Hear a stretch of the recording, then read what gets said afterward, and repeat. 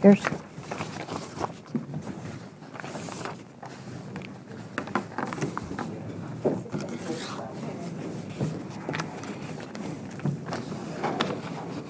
Welcome, everyone, to the Monday, October 12th meeting of the Architectural Board of Review, and we'll begin with a mic check.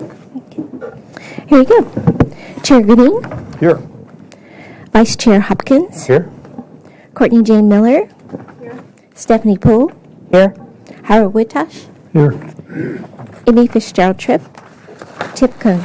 We have quorum. Thank you, Kathleen. And as always, we start with public comment. And it looks like there's some speaker slips. Not sure if these are all, if any of these pertain to an item not on today's agenda. Is there anyone here that would like to speak on an item not on today's agenda? Please come forward. Point of order. Okay.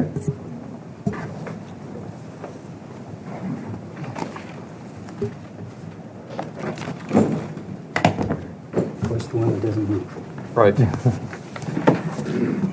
You could state your name, please. Sure. Scott Wins, representing Cars Are Basic. Cars Are Basic is requesting that item number 1 be pulled as a violation of law.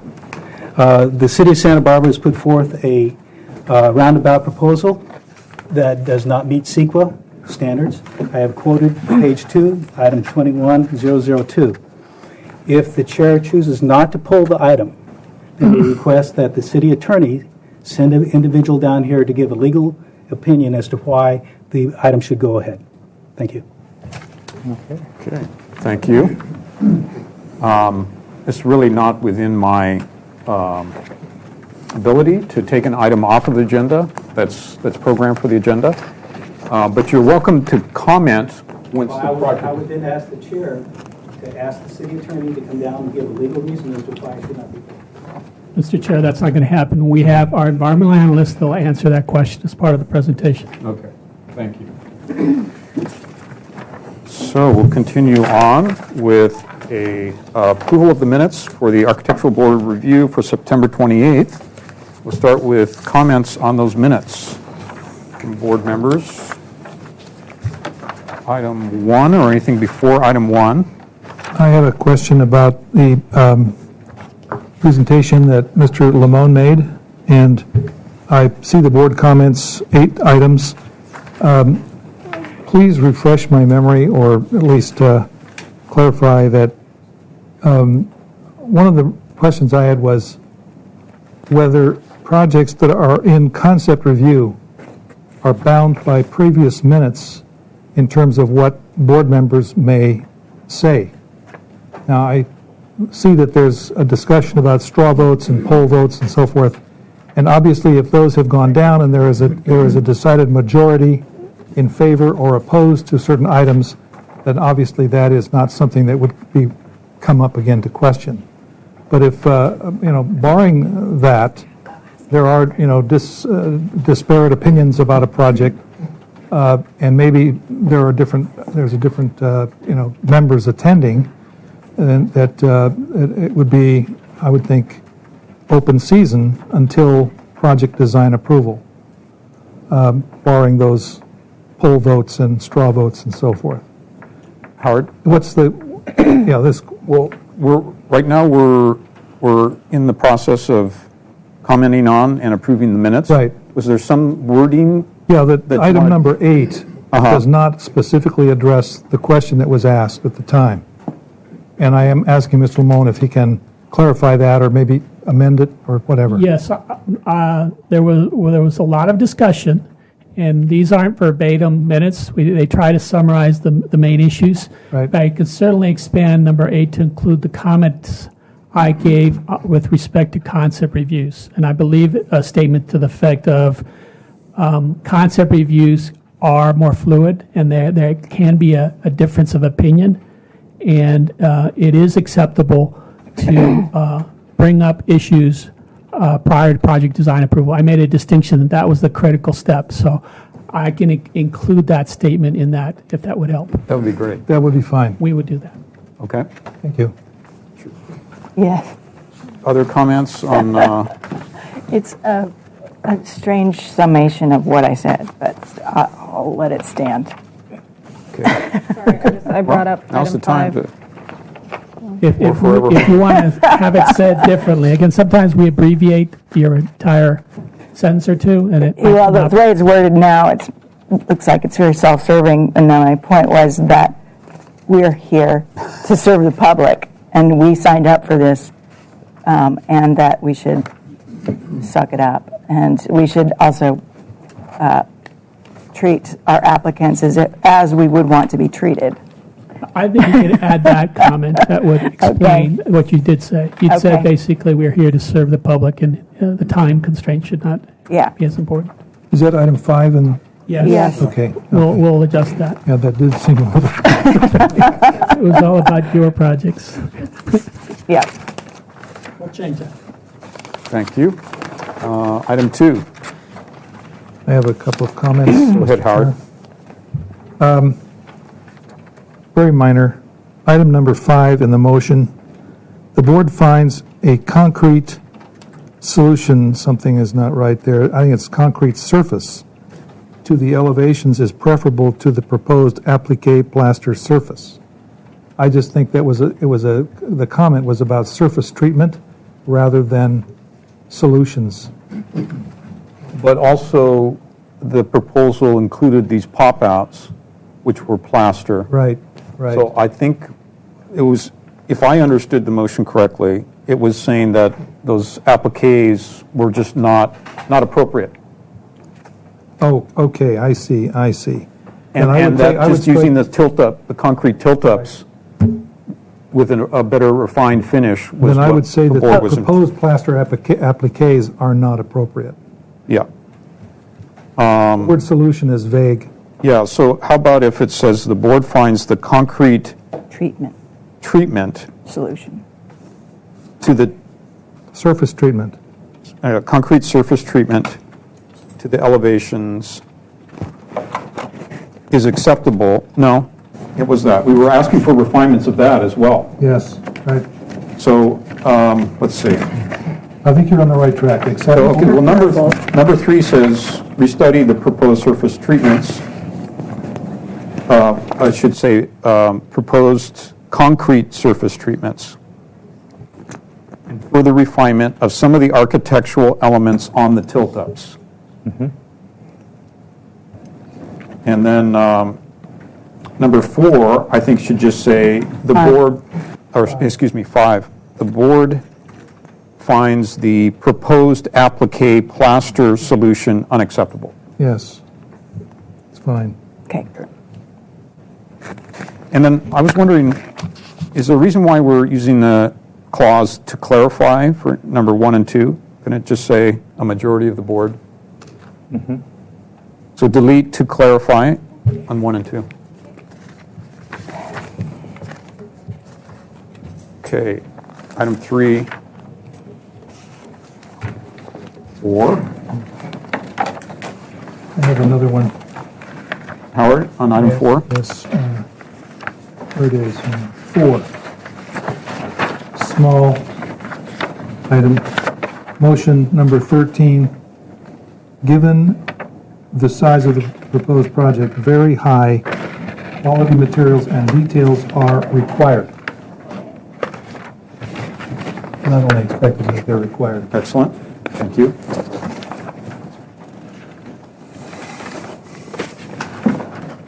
Five, or anything remaining?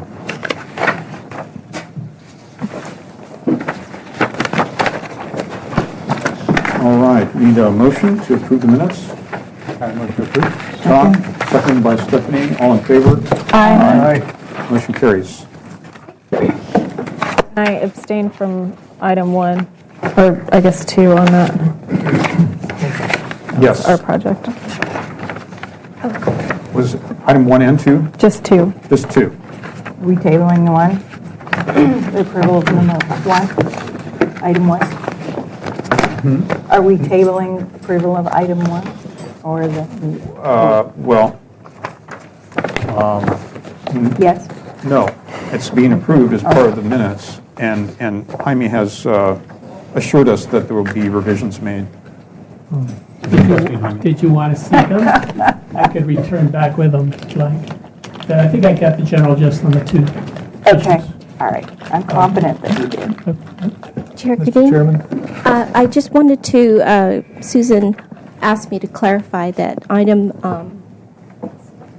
415 South Hope, she wanted to make sure that the 3 to 4 vote regarding the panhandle was correct in the minutes. Okay, just wanted to make sure. Meaning Thank you. opposed. Which page, where's that? No, it was approved, but I don't remember it being, Opposed. It was That was incorrect in the first minutes. three opposed and 4 support, so it Yeah, actually 4. did pass. Yeah, 4 I Right. believe. Wait a minute. I Yeah. received a comment. Yes, yeah, the draft, it was an error. I'm sorry about that, Howard. I did try to text you about that as to whether to correct that, so So, apologize. wait a minute.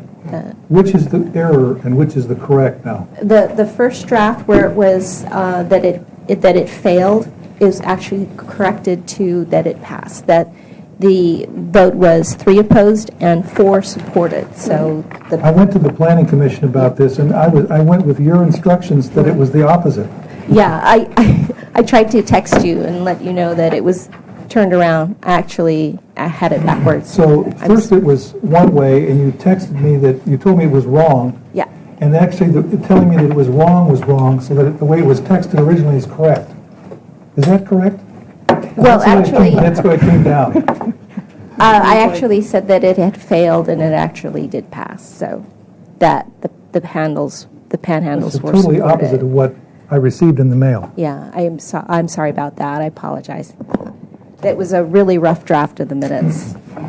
Well, it's like the difference between night and day. I mean, between the difference between a light Mr. Whittosh, did you present that to the planning commission? Yeah, I did. I went to, and I said I'd like to So correct the did you minutes. think they took action based on that information? Because I we can don't know what action they took. I left before they took Okay, action. so we can relay that accuracy to them, just to make sure that Right, it's presented correctly to them. right.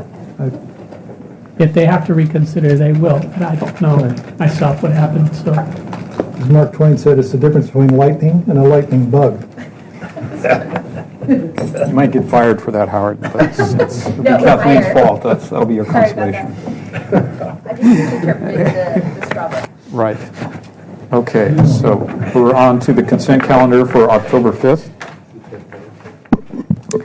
Item A, 1032 East Mason Street. Final approval review after final.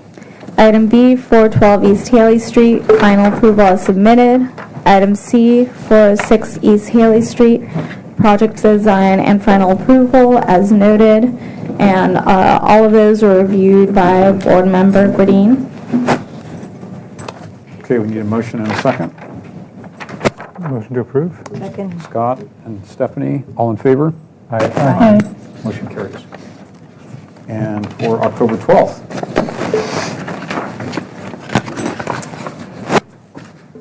Item A, 3760 State Street, project design and final approval submitted. Item B, 136 North Quarantina Street, project design and final approval with conditions. Item C, 1198 Coast Village Road, continued indefinitely to staff hearing officer to return to the consent calendar. And all those items were reviewed by board members Gradine and Miller. need a first and second. First, First, who was first? I was. Courtney and Stephanie, all in favor? Aye. Motion carries.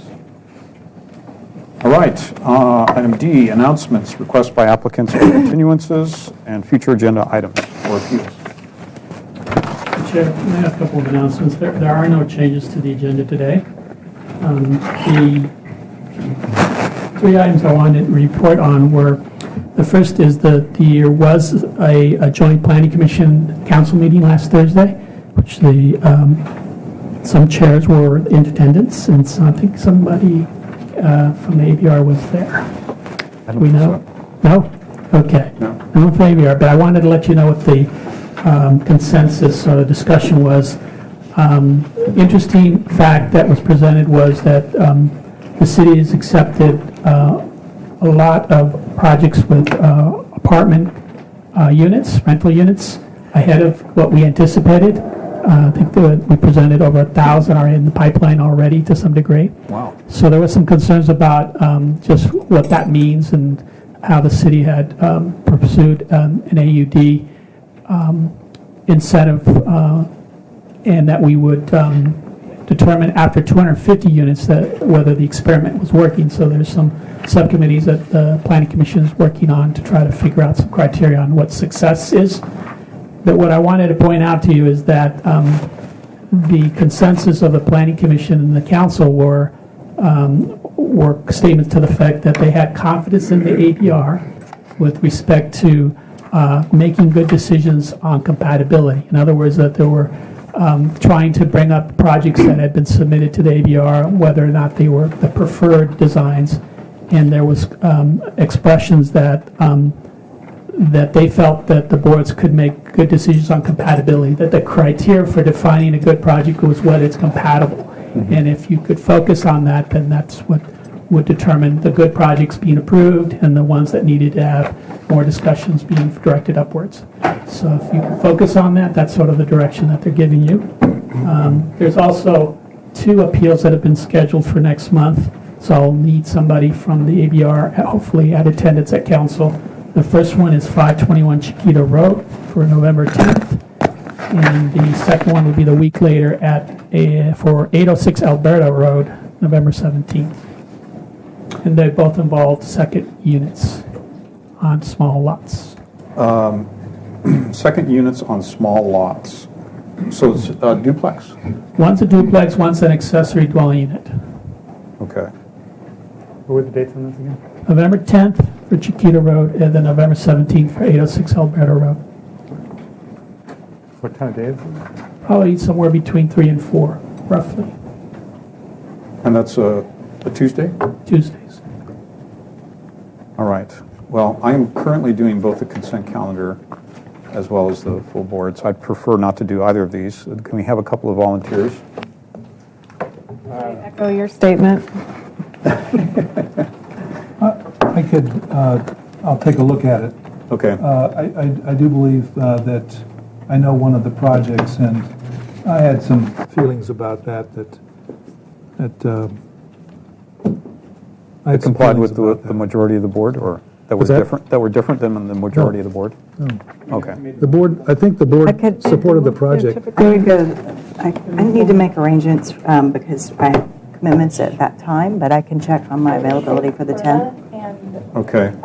If you like, what we could do is send out an email and giving you the vote on it, and Okay. maybe you can That would just be let helpful. staff who would be available. Yeah, I will probably, send I it to can probably everybody? be Yes. available for, Okay. That'd be great. yeah. Okay. Thanks. For which one? For both? We'll sign you up. Got your name. Okay. November 10th and And the 17th, so, I mean, little unit in the back. I think we should look at who made the motion. Yeah, if we want to do that, and then By we email. can go from there, yeah. We'll second. All right. Any subcommittee reports? Then we're on to today's agenda, the regular agenda. Item 1 is 2800 block of Cliff Drive.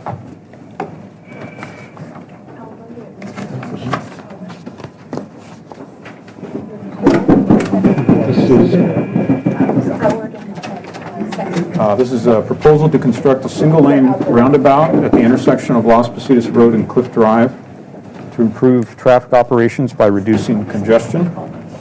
The roundabout will incorporate bicycle and pedestrian facilities and allow for future connectivity to a proposed multi-use pathway along Las Positas Road and potential bike lanes and/or bike path along Cliff Drive. This is the second concept review. The project does require a coastal review. Action may be taken today. And we last saw this January 24th, 2014. Did bring one additional sheet. That's for Kathleen.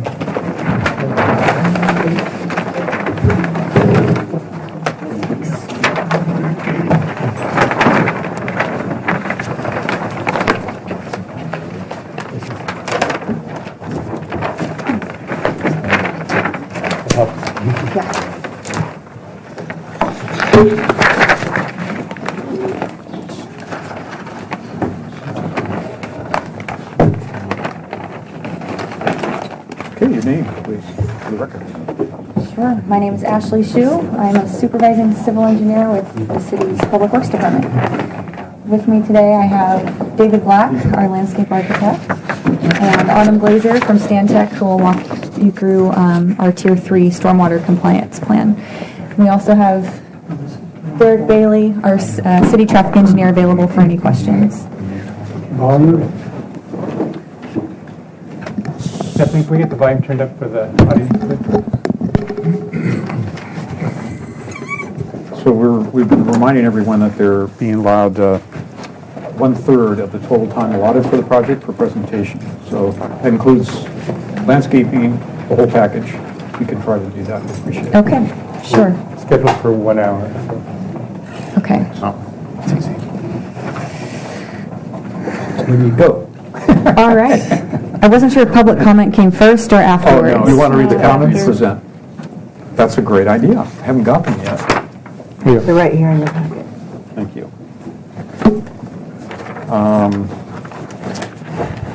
So, right. Like it. First. 21st, not the 24th. That was Okay. incorrectly noted in the email we got. Surely. So are we just addressing our comments from last time? It looked to me like the project had changed quite a bit from the previous review. The previous review was brought as a discussion item. We were gathering information for going to council for direction on whether to move forward with a roundabout alternative or a traffic signal alternative. So we wanted to know what the ABR was going to be looking for in terms of aesthetics and enhancements if we did move forward with a roundabout alternative. Council subsequently directed staff to move forward with the roundabout alternative. So we are here now having developed concept plans. louder, please. Oh, yes.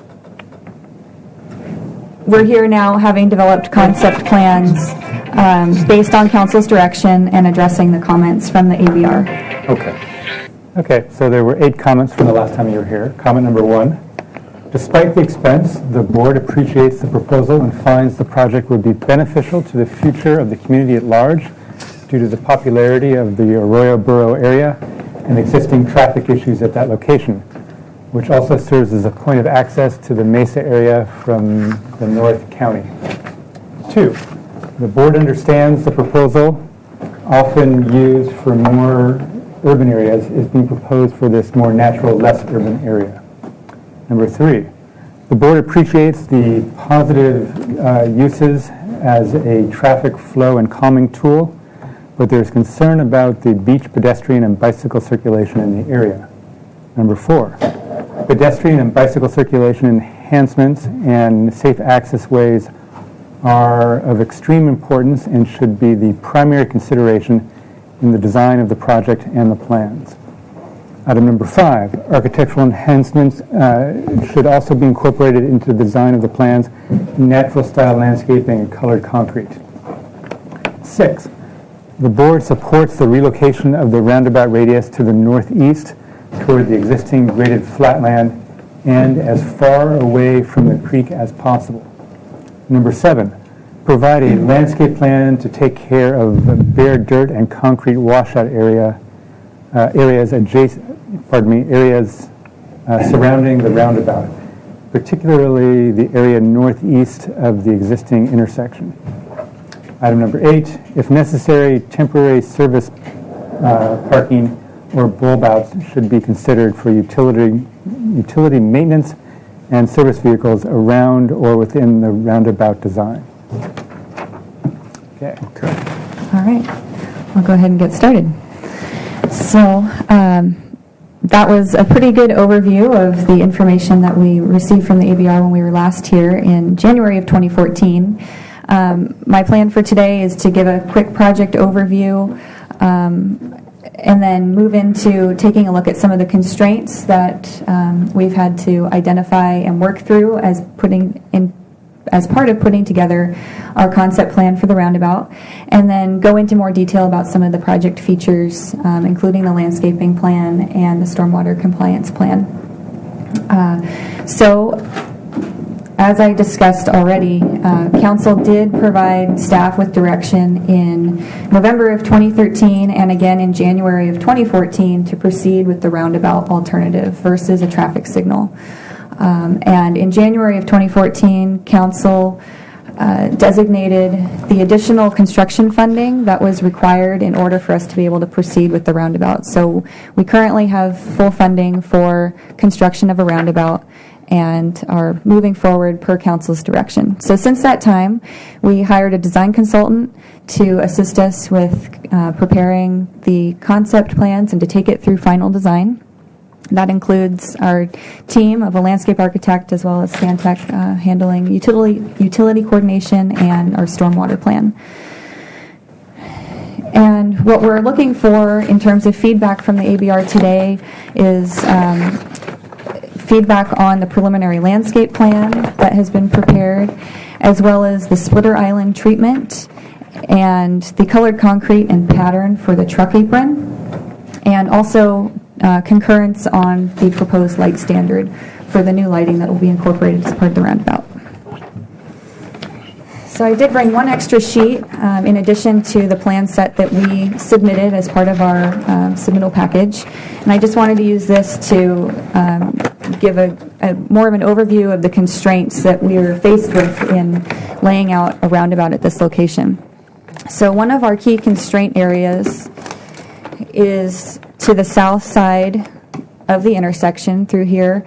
Arroyo Burro Creek comes under Cliff Drive to the east, to the west of the intersection, and there's an area to the south of the intersection with where our Creeks Division about 8 to 10 years ago did a large restoration project, and it was really important to us for our design to not have an impact on that area. So we directed our consultant to hold the existing curb line on the south side as a constraint point.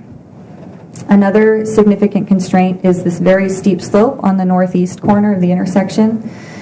And we directed our consultant to shift the roundabout as close to the bottom of that slope as possible to stay away from the sensitive creek areas, but also to avoid having to start getting into retaining walls and cutting back that slope. Not only does that introduce some fairly high retaining walls, if we were to start modifying that slope, changes the aesthetics of the area and also introduces some significant costs. So that the toe of that slope was held as another constraint. On the northwest corner, we are getting into the area closer to the creek and wanted to avoid impacts outside of the existing edge of pavement at that corner. There's also some utilities at that corner, as well as tucked up against the bottom of that slope that we had to be cognizant of and not impact. So our consultant was able to lay out a roundabout within those constraints. And we also had to be cognizant of large vehicles that use this intersection. There are large delivery trucks that use this intersection to access the Mesa area and make deliveries to grocery stores and other businesses. So we've minimized the overall size and footprint of the roundabout while still being able to accommodate those large vehicles, the trucks, as well as buses. Not only our city buses, but tour buses come through this area as well. So I'm going to flip next, since it's difficult to see on that sheet, to the site plan and walk you through some of the key features.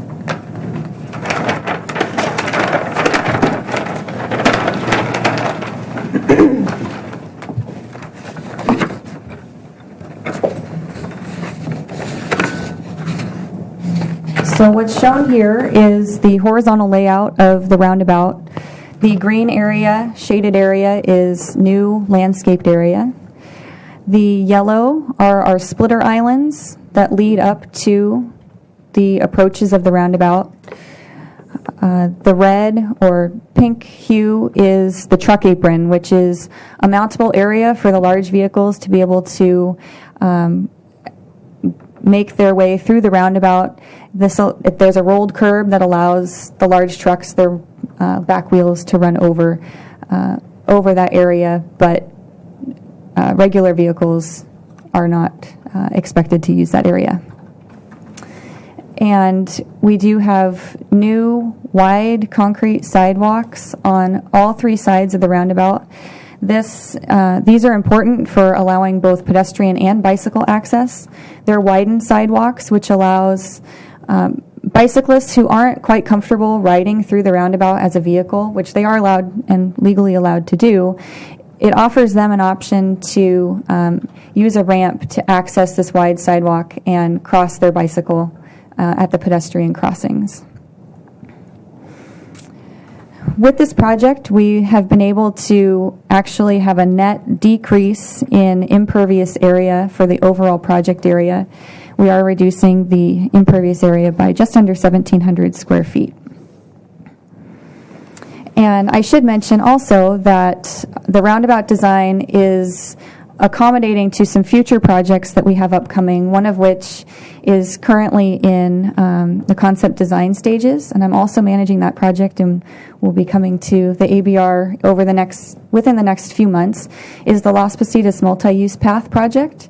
And that project will construct a new separated multi-use path all the way up Las Positas from Cliff Drive to Modoc Road, and then along Modoc Road from Las Positas out to the city limits. So that's a really exciting project that the roundabout will be constructed first, and we'll be able to tie in that future project with the roundabout. Another potential future project that would tie in is possibly a separated bike path along the south side of Cliff Drive heading up the hill. And so we've made accommodations for that to be tied in the future if that is able to come to fruition. And right now, this transition area puts bikes back on the roadway within the striped on-street bike lane to head up the hill. Next, I wanted to flip to discuss our lighting plan.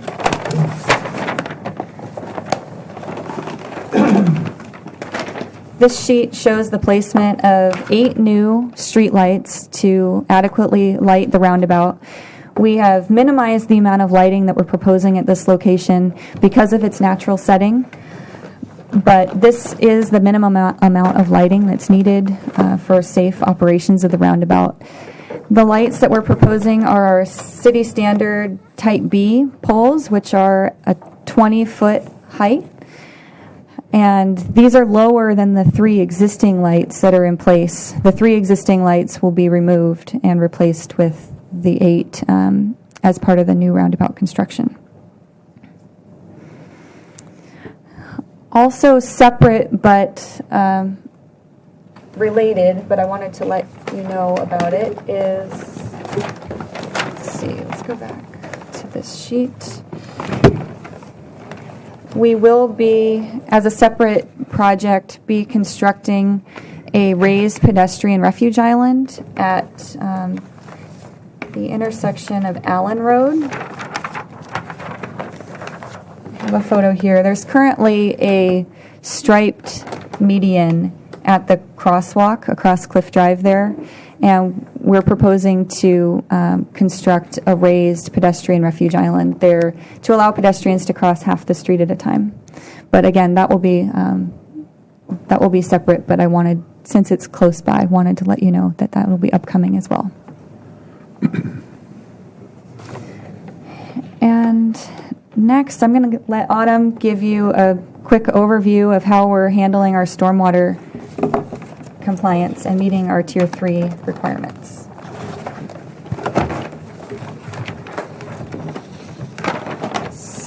So as Ashley mentioned, there's an existing bioswale to the south that the Parks Department and Creeks Division had already constructed. And in doing that, we're leaving that in place, and we are allowing part of our, basically it takes a low flow, and so we're allowing part of our low flow currently to maintain that by capturing it and a storm drain and bypassing it to that bioswale. So we want to keep intact what's already there. It's really pretty if you go there. It's totally vegetated and it's doing what it's supposed to. So that's our first constraint that we want to make sure that stays. Any high flow offsite we will bypass and connect to an existing storm drain that then outlets into the creek. That is currently where the pattern goes, so we're just keeping that the same. Now, on site, the grading kind of breaks us up into 5 separate areas, and all of those areas, to meet the Tier 3 compliance, we will need to treat. Since we are reducing our impervious areas, it's not necessary to retain, although naturally it will retain some. It's pretty impervious, or it's pretty pervious soil around the area. So what we're proposing is in each of these drainage areas is to add a city standard filter strip with a bioretention basin at the end. So the filter strip is the pretreatment, kind of keep our bioretention as clean as possible. And then all of those would be tied into the existing storm drain or outletted into the creek, which is the current natural path. That's a quick overview. Great. Thank you. And then next, David is going to walk you through the landscape I'm gonna plan. use this one. Oh, okay. Trade seats. Sure.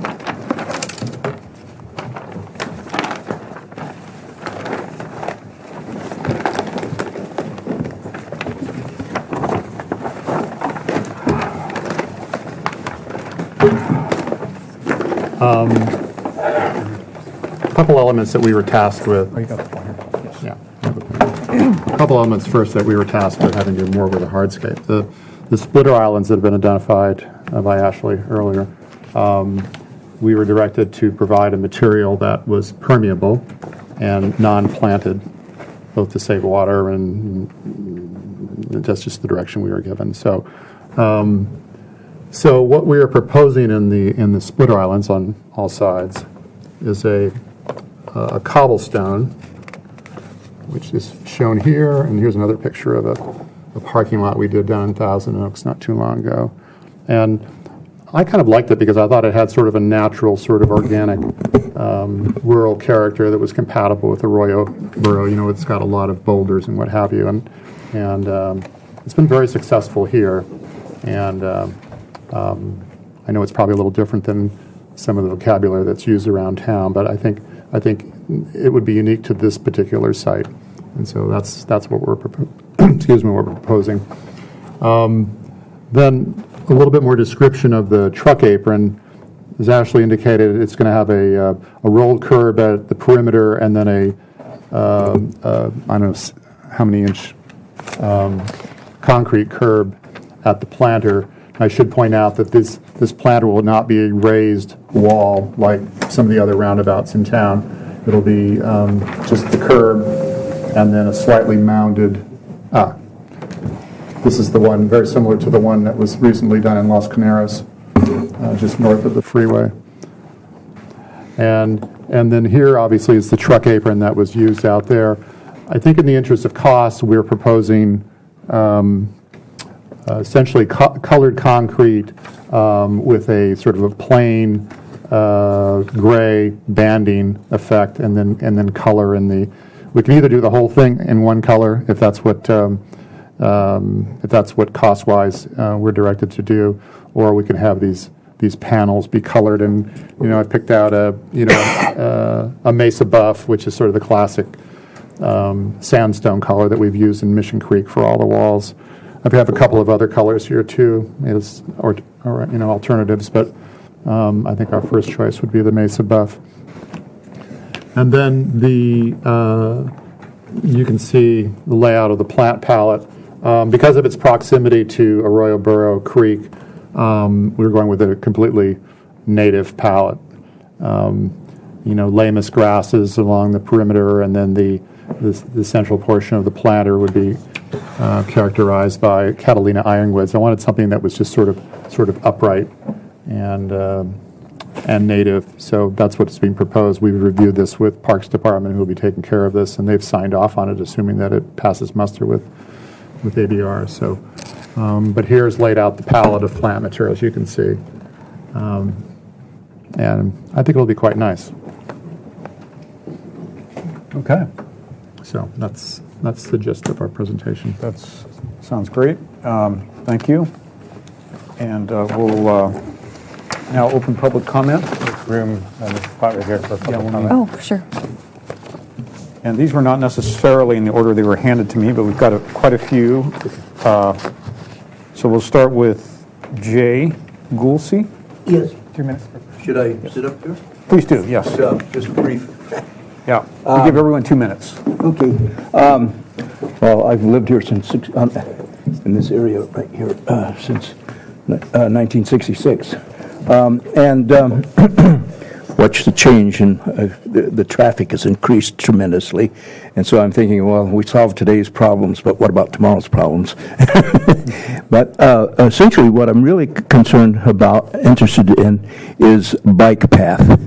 And I have been in other cities where the bikes go along the creeks, and it is wonderful to be able to ride your bikes along the creeks. And we have creeks here, like south of the area the road used to dip down, and you can see, and it's destroyed. But there's a creek that comes down, which I think came from Flora Vista or something, and then the creek along the left side of Cliff Drive, and it just be a beautiful place to have bike paths away from the roads. And the worst thing to ride your bike next to are automobiles, and that's what we have to do all over Santa Barbara. That's all I have to say. Okay, thank you. Sherman Starr. Yes, right. Please come forward. Sorry, That's all right. Thank you. thank you. Well, I'm not here as long. We need to have you on a microphone. If you could sit down, please. All right. And speak into the mic. I've lived on Cliff Drive, right opposite of Royal Barrow Beach, for 37 years. And it was quite quiet when I first got there. And according to the city, I guess we've only added 10,000 people, but it seems like we've added 300,000 people. The traffic is at times unbearable, and I have terrible problem just getting out of my driveway. And the city won't cooperate as far as putting mirrors up, or even us watch out for hidden driveway. You know, things that are in Montecito. I see them. I hope that we can plan so that everybody is safe here, and cross the street every day. To walk down Allen Road would be quite an extra bit of journey. And I'm concerned about the young kids and the dogs if they run loose. People are just trying to use that as a speedway at times. And it's a very great burden on the people who live there. I was hoping for a stoplight, because then they would be phased, who would wait for the slow time. But I'm afraid with the roundabout, it's continuous action. And they're going to be going faster than they are now. I don't know, nobody's spoken about vehicular speed or how big the circle is, but it looks to me like you have room for 2 lanes, and they're going to be going as fast as they can get away with, because they're trying to get home.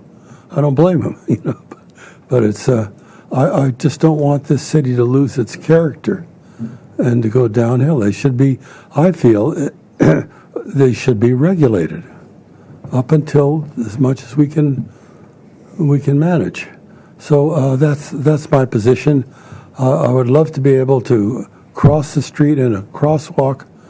That would be nice. If there's one at Allen Road, if there was one towards the end there by the outlet of the park, that would be good. We could slow people down.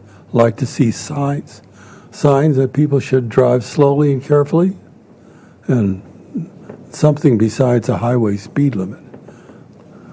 Thank you very much. Sir, could you please point to your house where you live, approximately?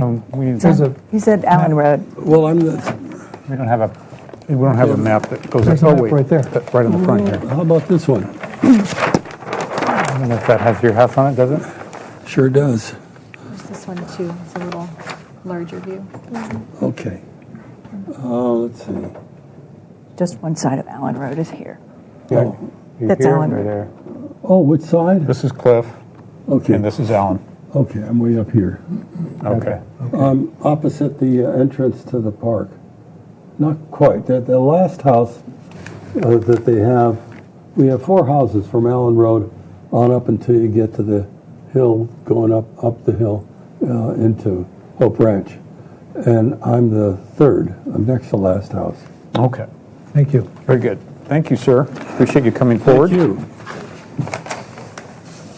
Daniel McCarter.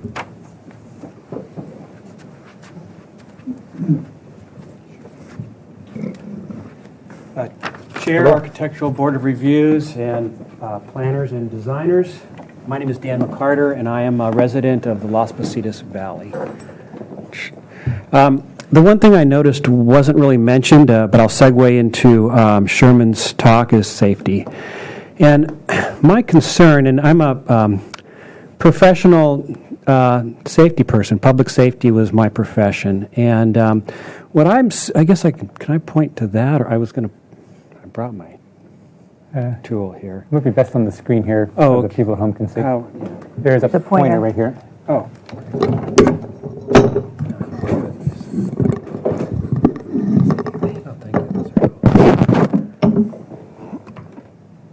Okay, this is Cliff Drive, so this is Las Positas Road coming down.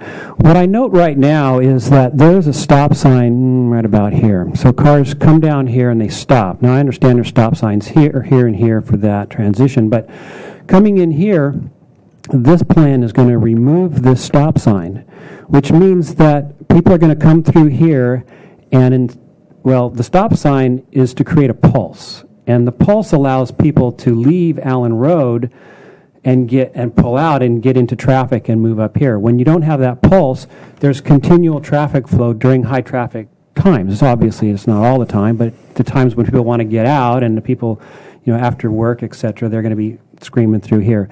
And the other concern is that you have this crosswalk, which is right over here somewhere. Do you have a... Much better. And this crosswalk right here is already a major problem. I mean, people are near misses all the time, and Allen Road is really a parking lot for the beach, so there's a lot of people down here. I don't know if you go down to Henry's Beach lately, but you're probably parking on Allen Road on any good day. So you don't have a stop here, no pulse, and people are going here accelerating to 35 miles per hour. That doesn't give people in a crosswalk very much opportunity. Now, it is nice to have that island, and thank you for that. That's one thing. And that will help solve some of the problem, but people still trying to make a left out of Allen Road because there is a little bit of, area here you can't see very well. This is going to be a problem coming out. Now, I'm not going to come here with a problem and not present some solutions. So 2 solutions come to mind, and one is to reinstate this stop sign right here. And that does 2 things. It allows pedestrians to get across and for cars to come out. The other solution is to reduce the speed to 25 miles per hour. Pull it back to the tab. Oh, I'm getting a little bit carried away there. Thank you. So by reducing the speed to 25 miles per hour, there's this nice, people that are driving here will be able to see the pedestrians and stop. Right now, I'd say it's 50-50, really. You roll the dice, it's 50-50 whether someone's going to stop for you or not. So if it's 25 miles an hour, I think that they're going to have a better chance to stop, and it will also allow people to, pull out here and drive up this direction. So that's from just my safety perspective. As the overall roundabout, I think the idea of the traffic flow is a great idea, to kind of keep traffic moving. But I know that there's a reason for this stop sign, whether there's a roundabout or not. So I don't think we can just pull that stop sign out and think that everything's going to run nicely the rest of the way down the road. So Okay. Thank you. That's my 2 cents. Thank you. Scott Wins. Hey guys, there a bridge for people to walk over. Real solution.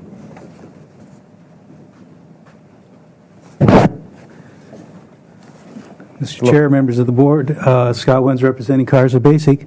As we said earlier, we wanted this item pulled because we think it's in violation of CEQA. Think of the amount of asphalt that's going to be pulled out.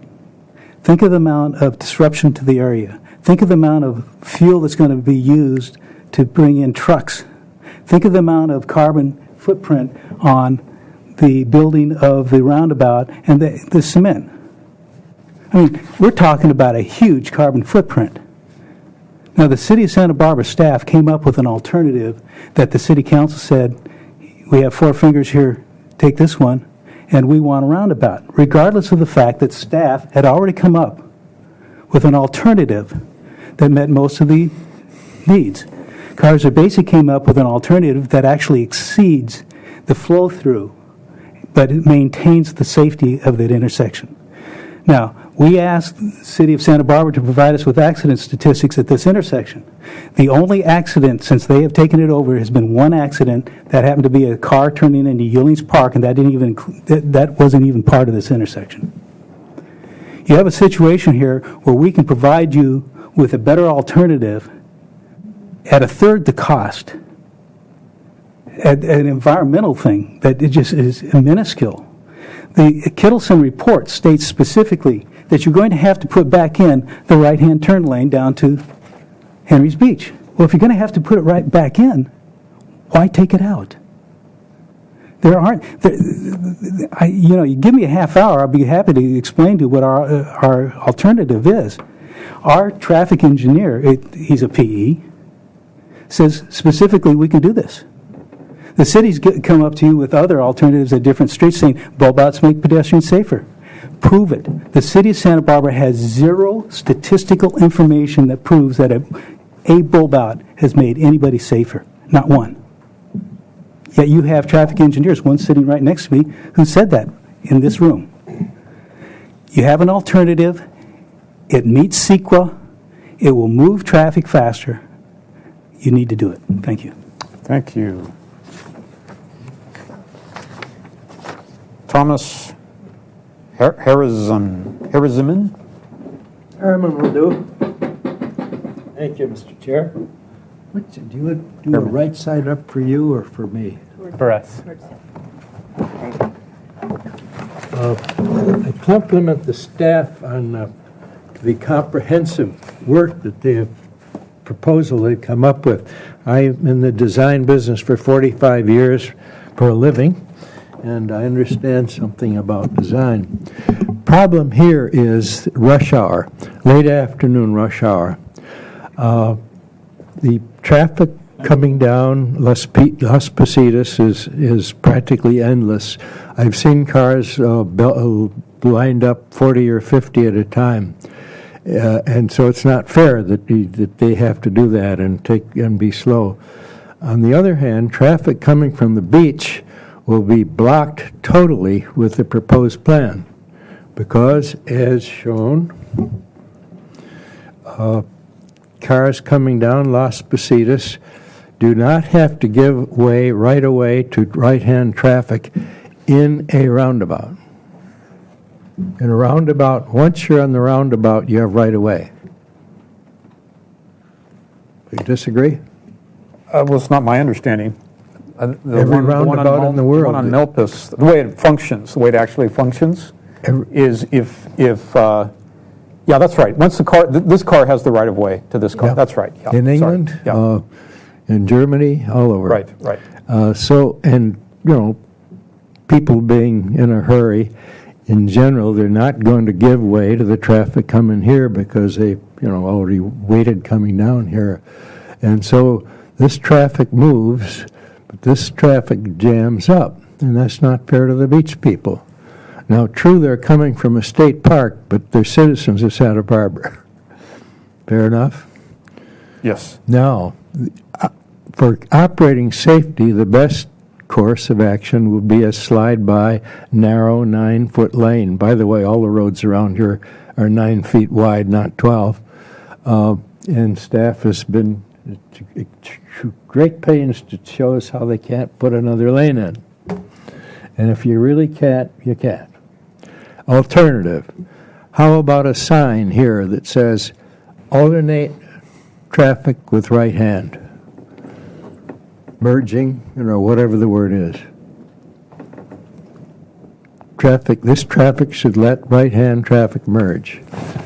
Now, and the old overpass at the freeway and the Cumbre Road, we made it work by being polite.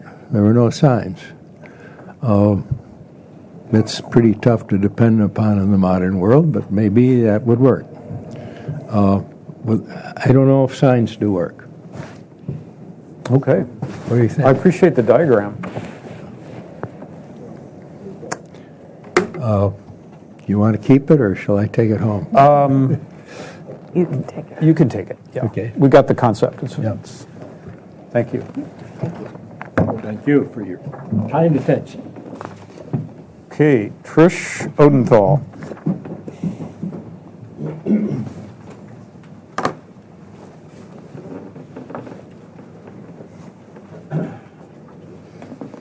Thank you. My name is Trish Odenthal. I'm an architectural lighting designer, and I also do outdoor lighting. I'm a dark sky lighting expert, and I think that using the Lumec bell and an LED fixture, 8 of them, is a good idea. However, I'm worried about bicycles and pedestrians, and if you guys put in stop signs at those 3 hubs so people can stop traffic so they can go, that's fine. But if you don't, in pavement blinking lights are probably more successful than the ones up in the air, because when people are driving, they're looking at the roadbed, they're not looking at the air. I go by Lazy Acres all the time, and those blinking lights, people just go right through them. They don't see them blinking, and they're in the sun. And so I would like you to consider in pavement crosswalk blinking lights for pedestrians and the bicycles who need to stop traffic. And so that's the one hard suggestion I have. Where's the map of the lighting? It's a few pages in. So do you have luminaires at the crosswalks?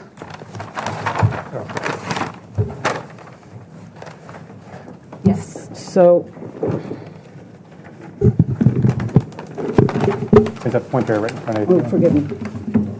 So this light is designed to illuminate somebody who wants to cross here, and this one. But if you're zooming along, as they said, it will. Oh, I don't know what the given speed limit is. Does anyone know what that is right now? It'll be a question. Okay, whatever it's right now, if they're zooming along and some kid or parent or anybody wants to cross there, what's going to make the traffic stop? So I think you guys are maybe on the right track about thinking about stop signs or listening to people who are suggesting that. So I'm worried about public safety. You know, families go down there with little kids. Right. Mommies and strollers, all kinds of stuff. Mm-hmm. Kindergarten classrooms, hike down from Monroe School all the time. Older kids too, and the older kids don't look before they cross. Mm-hmm. They're like, I'm here.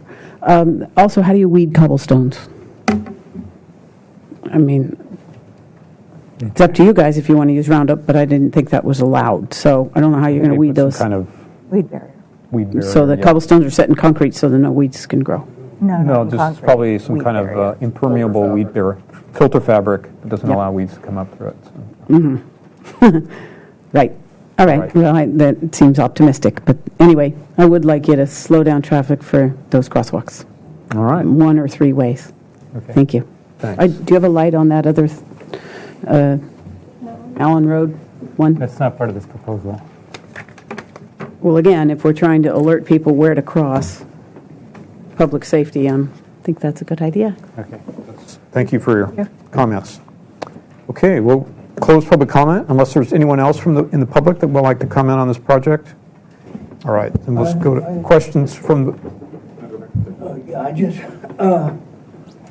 I'd like to add that I have seen, I don't know how far it is, but the cars that are coming down from, I'm sorry, the cars that are coming from Modoc Road, I've seen them backed up at the stop sign. They're backed up all the way to the entrance to Ellings Park, and that's quite a distance. Right. And there's always been a lot of traffic, so this is, and this was an old highway, actually, so Right.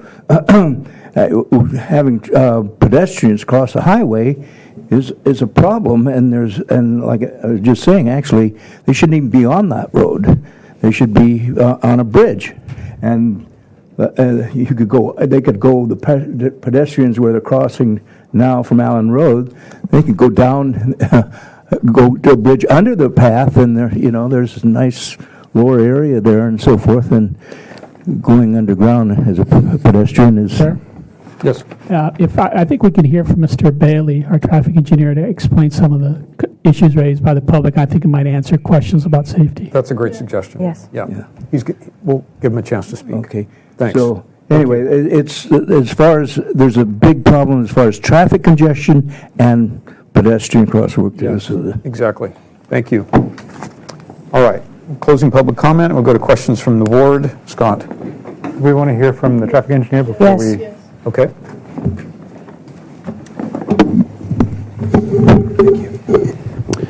Good afternoon. My name is Derek Bailey. I'm with the city's Public Works Department in the Engineering Division. Just want me to start walking through some of the things that were brought up? Sure. Okay. So one of the concerns we've been hearing, and not just today, but just in general, is speed. And one thing to understand about the way roundabouts are designed is that there's features built into the roundabouts to control speed.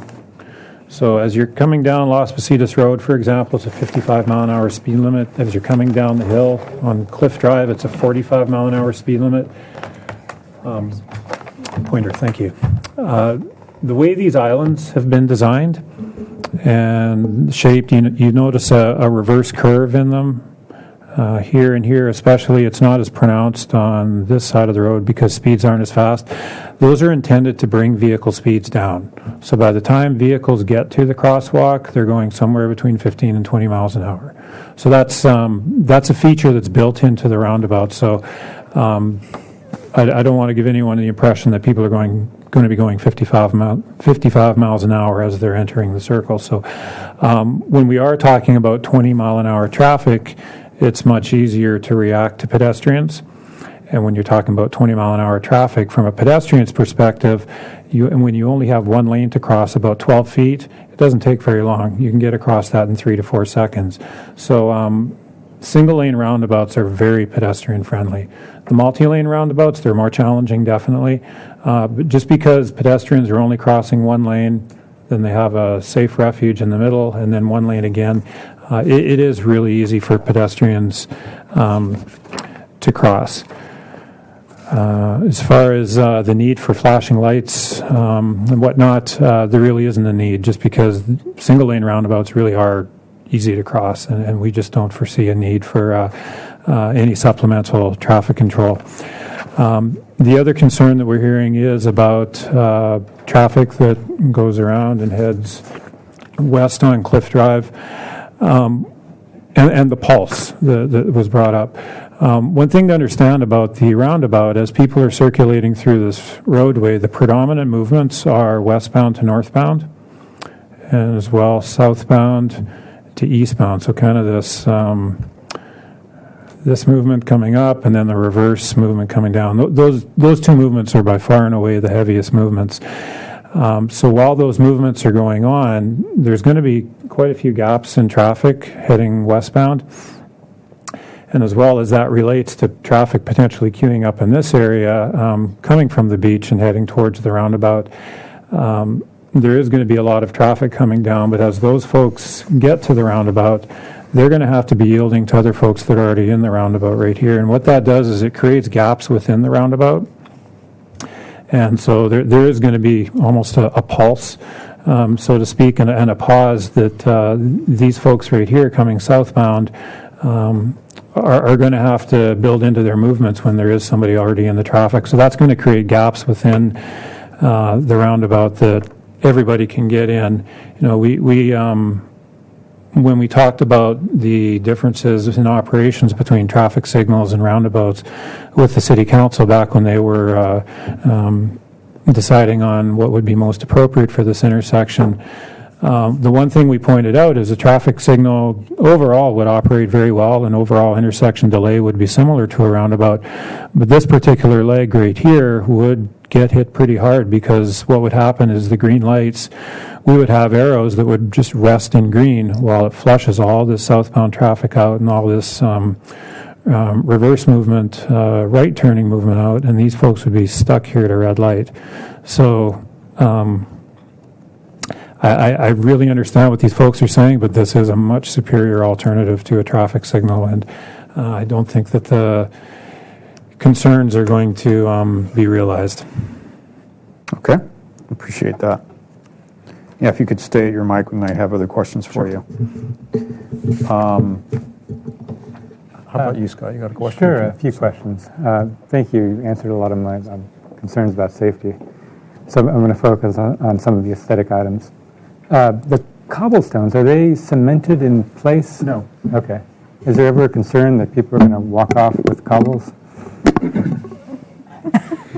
The reason I ask is I was at the beach and some guy was hauling cobbles into a pickup truck to build his fireplace. Good grief. The new one.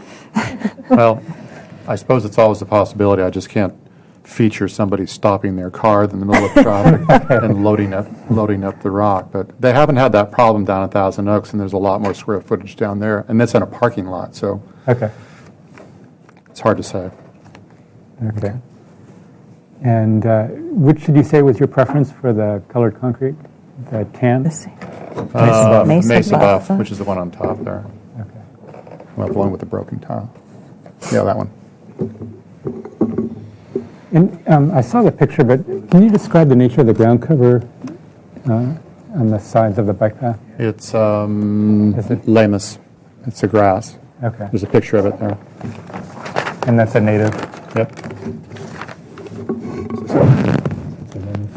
That one. Those are all my questions. Thank you. Thanks, Stephanie. I have some questions regarding the roadway between Allen Road and the roundabout. It seems like the asphalt is very wide, wider than it needs to be. It seems like there were some extra lanes or whatever. There's a striping in the middle of the road all the way to Allen Road, and it makes it excessively wide here, all the way to Allen Road. Is there a rationale for eliminating that at this juncture and reducing, pinching that roadway down, and thereby either allowing for a bike lane or a bulb out, or just something that slows traffic down and makes it easier for people to cross at Allen Road? Thank you for asking that. That's a great question. So just for everybody that's watching, the area we're talking about here is kind of along the south side here. It is quite wide, and there is this quite large striped median right there.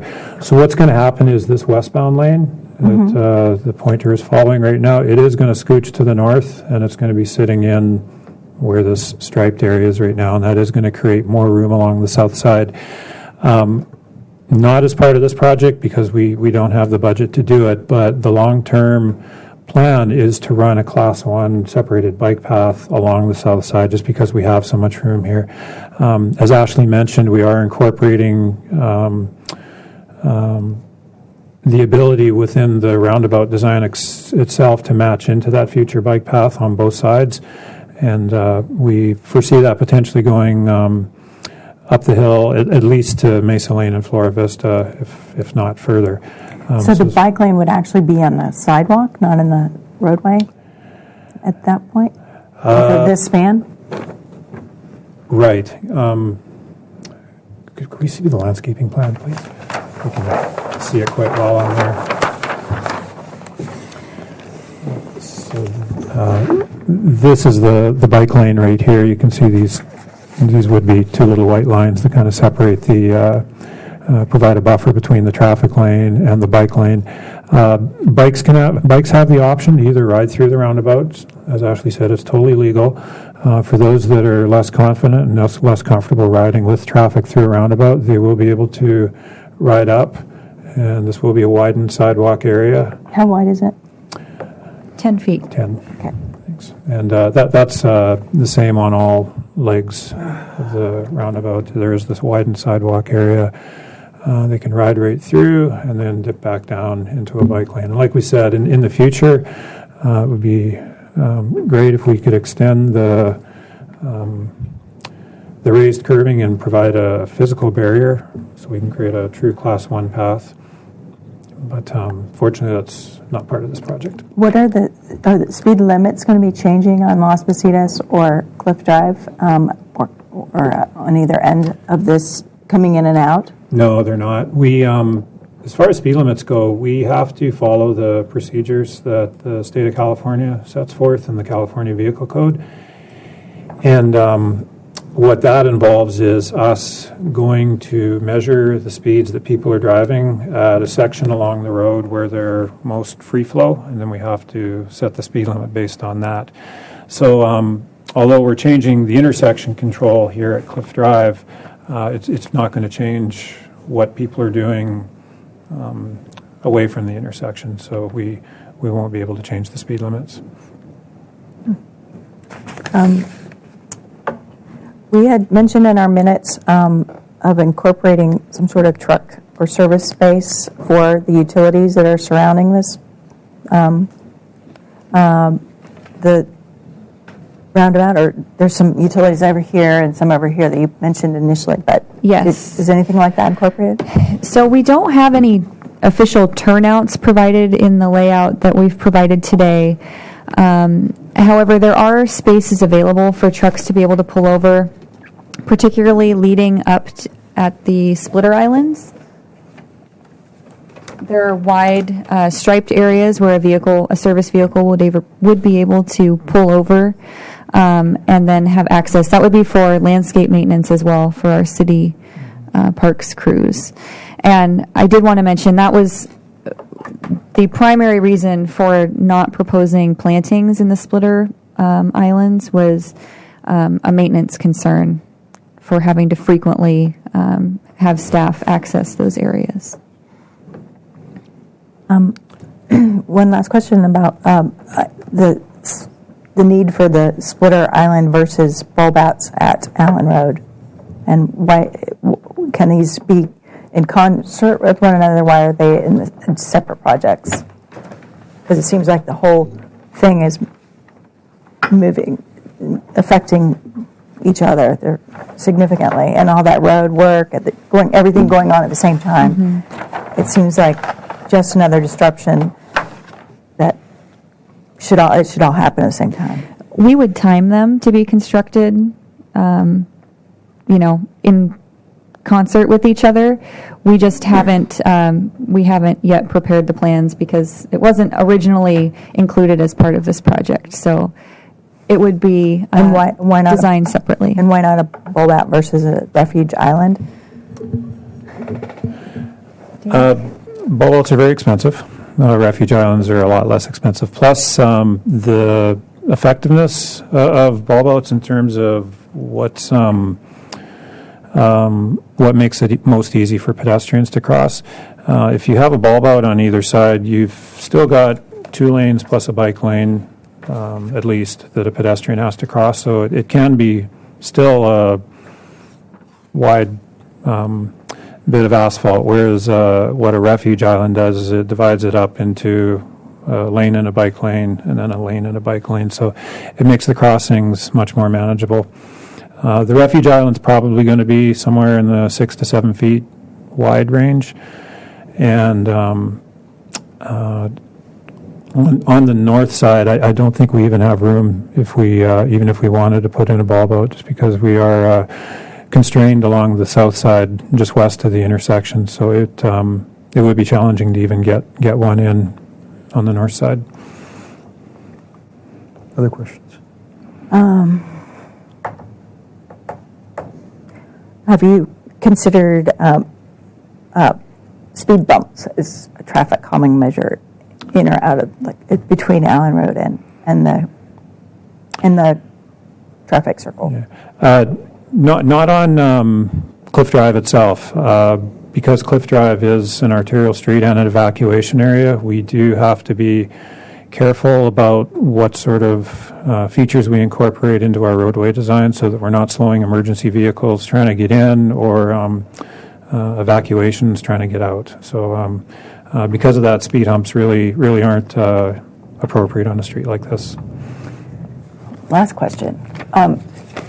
I find that it's very difficult to see, and I think a lot of people find this when they're turning right onto Cliff from Las Positas to see down and to see pedestrians trying to cross because of the angle or something. I'm not sure what it is. Do you think that pulling this side of the street over, narrowing this, would help give a better view corridor down that? We can reevaluate that. Yeah, okay. I'm not sure how much flexibility we have to move this any further south, but we can look at that. I was wondering if one of the visibility issues had to do with the overgrowth that's happening here and whether that is going to be affected by the fact that you're adding new sidewalk and planting along there? Yeah, that's a great point. The sidewalk and parkway area adjacent to the roundabout will open that up. Okay. That's a great point. Those are my questions. Most of what I had has been covered, but can you further describe how bikes will travel along the sidewalk along the south side of this intersection, and whether that's intended to be assigned shared use path or if it's bikes riding on a sidewalk, which is illegal? This will be a 10-foot wide path, so it is a multi-use path, so bikes can legally And it will be signed that way? Yes. Okay. And it's, I'm sorry, 10 feet wide? 10 feet wide. Okay, great. Includes trucks. You answered my question about why cobble instead of landscaping in those medians, but is maintenance the only reason why that decision was made?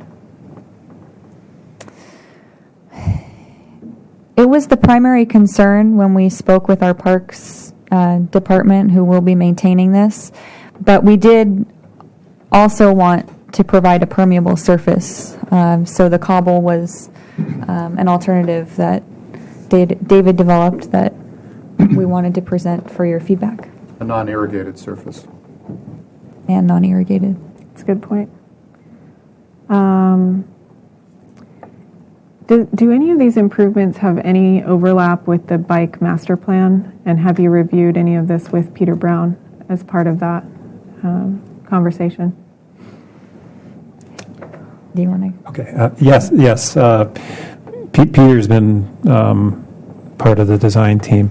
And I forget his title, but you might mention what that is. Peter Brown is the city's mobility coordinator. So one of his charges is to look for opportunities to improve facilities to make them more bicycle and pedestrian friendly. Mm-hmm. This is an important intersection in terms of the city's long-term vision for bike and pedestrian access.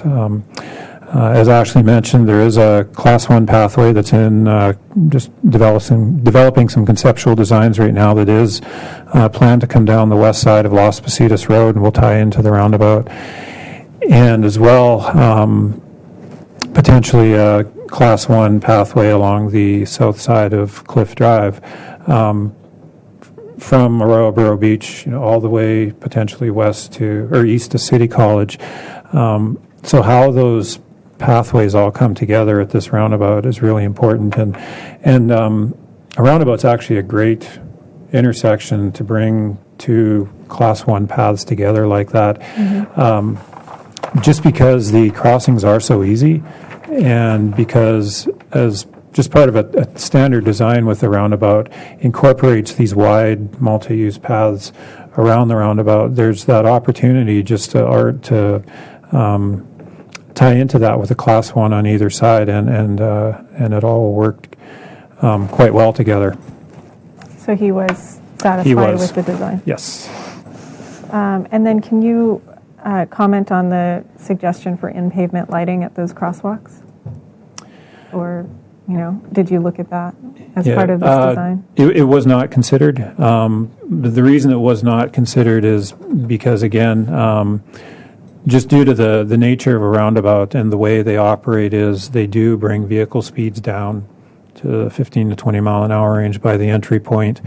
And because it is such a short crossing, it's only about 12 feet, it is an easy crossing. And so the likelihood of drivers yielding to pedestrians at a much lower speed like that, combined with it is such a short crossing and pedestrians can get along there so quickly, we just don't see the need for any type of flashing lights. Okay, that's all I have. Okay, Amy. I only have two additional questions. The first was if you could bring that aerial that's in front of you. Can you just address the comment about pulling the stop sign down closer towards Allen Road? So, yeah. Put a stop here. Yeah, just someone had made a comment about potentially sliding that stop sign so that it would allow people to kind of come out of Allen Road. We don't expect there to be a significant change in the way traffic flows past Allen Road right now. We understand people's concerns, but the reality with the modeling of the roundabout that we've done, the speeds and the volumes just really aren't going to change, as well as the spacing with vehicles that go past the intersection. I would be very concerned about putting a stop sign on Cliff Drive because the purpose of a stop sign is right-of-way assignment. It's not speed control. It's not to specifically provide a crossing place for pedestrians. It's when there's a significant amount of traffic or pedestrians on a side street and it's causing undue delay. And then by that happening, people start taking chances from the side street, and that's when collisions start happening. There is no collision problem here, and what can happen when you put a stop sign at a place where, on a major arterial, for example, where people aren't expecting to stop, is then you can start getting rear ends. Then you can start getting people entering from the side street and people on the major street that are unfamiliar with the area, not expecting to stop. And that's happened. We do have experience with that a two-way or a side street stop-controlled intersection can actually be safer than an all-way stop intersection just because of the way drivers behave. Okay. Thanks. The only other question was, in lieu of the cobblestone, did you look at using pavers? Because I know we've looked at a couple projects on like Upper State Street and that had permeable paving. So. Well, yeah, sure, of course, but sort of been there, done that, and I just thought this would be a nice opportunity to do something a little different, something a little more rural, sort of natural character, compatible with the creek, and that was the reason we went with the cobble. Okay, all right, thanks. Howard? What color is the sidewalk material? The sidewalk would be a standard gray concrete. And picture that you showed of the cobbles in the place down in Thousand Oaks, whatever. Yeah, nice picture. What is the material adjacent to that?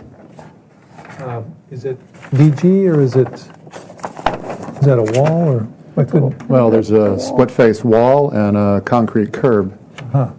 Adjacent. And so you're going to have 10 feet of this, what you call cobblestone. Yeah.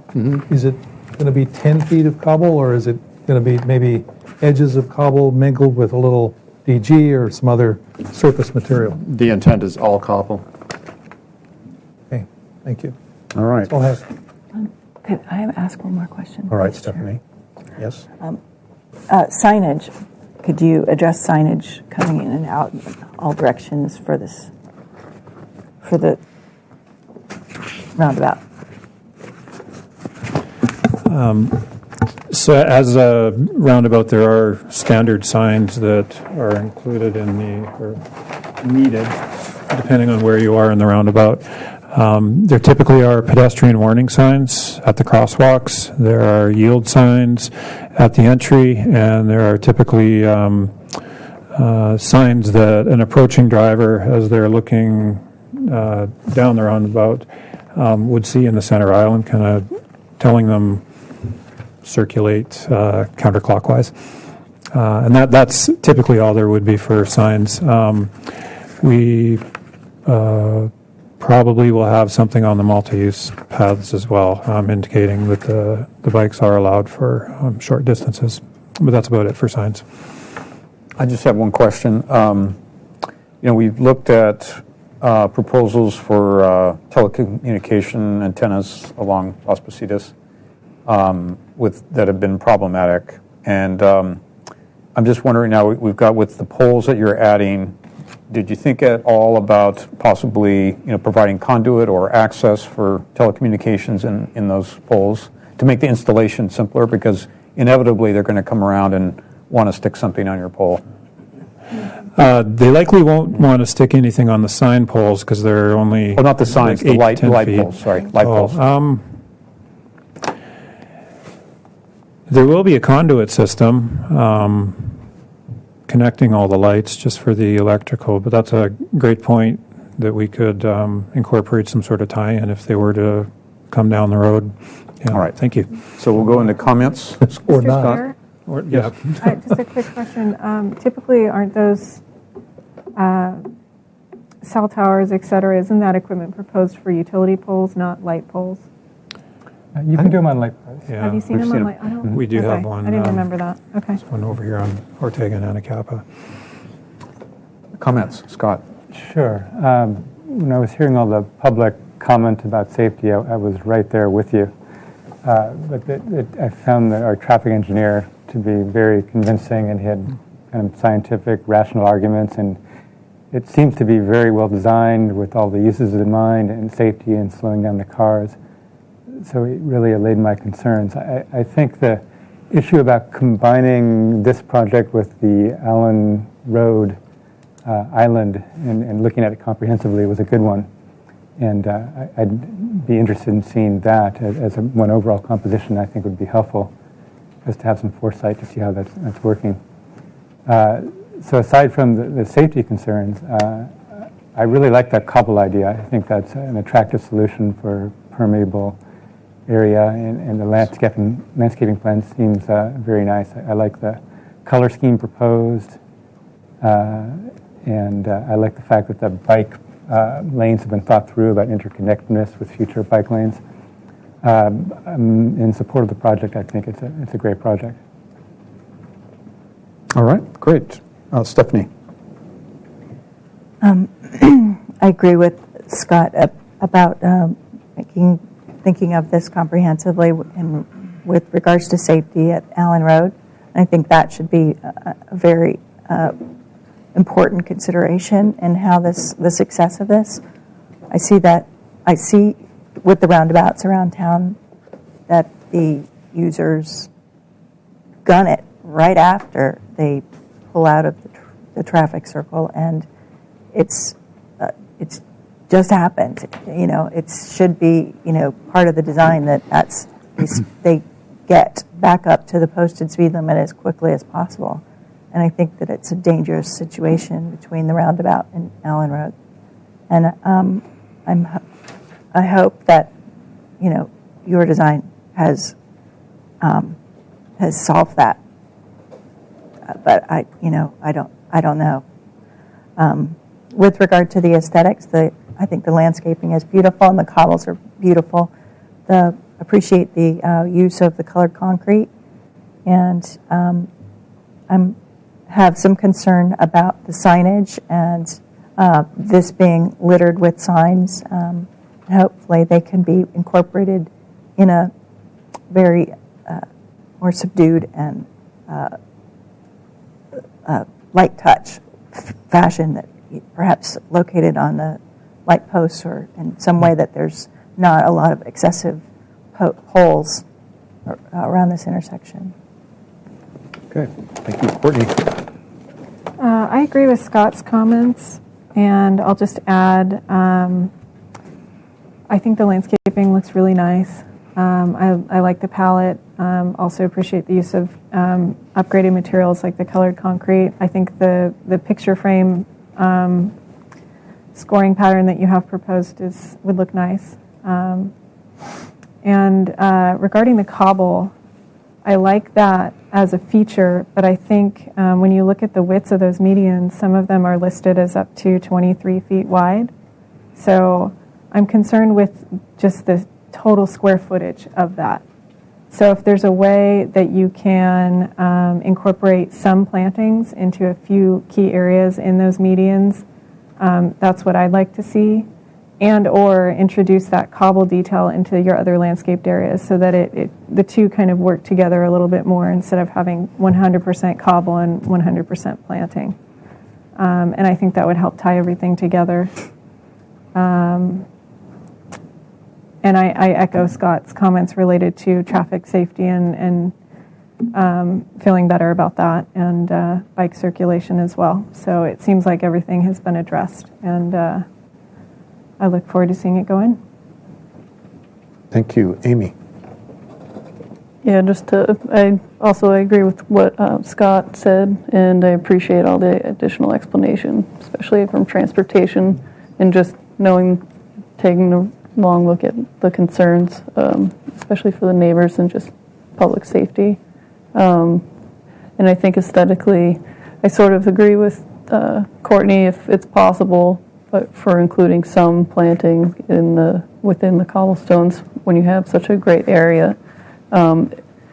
Perhaps just low maintenance planting so you don't have to worry so much about access to maintain it. But overall, I think it would be a great improvement to that intersection. So, Howard? Well, I like what's being presented, and I think it'll be a very attractive and functional. I agree with Scott's comments about safety and Stephanie's concerns about traffic calming. And I also agree with Courtney's comment about maybe mixing up the cobbles with some other materials so that it isn't all in one place. And I had thought that maybe just unplanted areas, just PG or some other kind of just dirt, and kind of have an organic, uneven border, or maybe some cobbles crossing would be nice. It would be nice also to have a sidewalk color. I am concerned about the 10-foot width of sidewalk and the fact that bicycle traffic will be going in both directions with pedestrians and runners and so forth. And it would be, I think, appropriate to study separating the pedestrian traffic from the bicycle traffic some way, especially where they come together on this portion along the south side here. I've seen studies of this, and 90% of the traffic is, as you say, coming down Las Positas goes east, and 90% of the traffic coming down Cliff Drive goes north. And only when there is heavy beach traffic does this become an element. But I think with a single lane, with only the ability to spill over into this truck lane with a rolled curb, is going to be very difficult to merge those kinds of traffic, especially with the numbers that were discussed going back to the entrance to Ealing's Park, and I've been caught in the traffic trying to make left turns from the beach. And I think if it were possible to move the rolled curb from where it separates the asphalt from the truck traffic over to the landscaped center, so that it would be possible for cars to actually bypass each other. I think somebody used the word slide by. That will greatly help movement without increasing speed. So I think you're going to have a bottleneck there, even though you do provide for continuous movement. When it gets in the commuter hour, it's going to be very, very busy and slow. Yeah. Safe, but slow. So those are my comments. I have one more here. No, that's it. Thank you. Well, I appreciate all the work that's been done to echo those comments. I also know that I feel very comfortable taking the direction of those who have made a profession out of studying traffic and traffic flows and roundabouts and other street and curb conditions to be applying their best thinking to this. And I know there's been a lot of thought and work, time spent on that. So to me, it seems like an exceptional design, exceptionally good design. The only thought I had was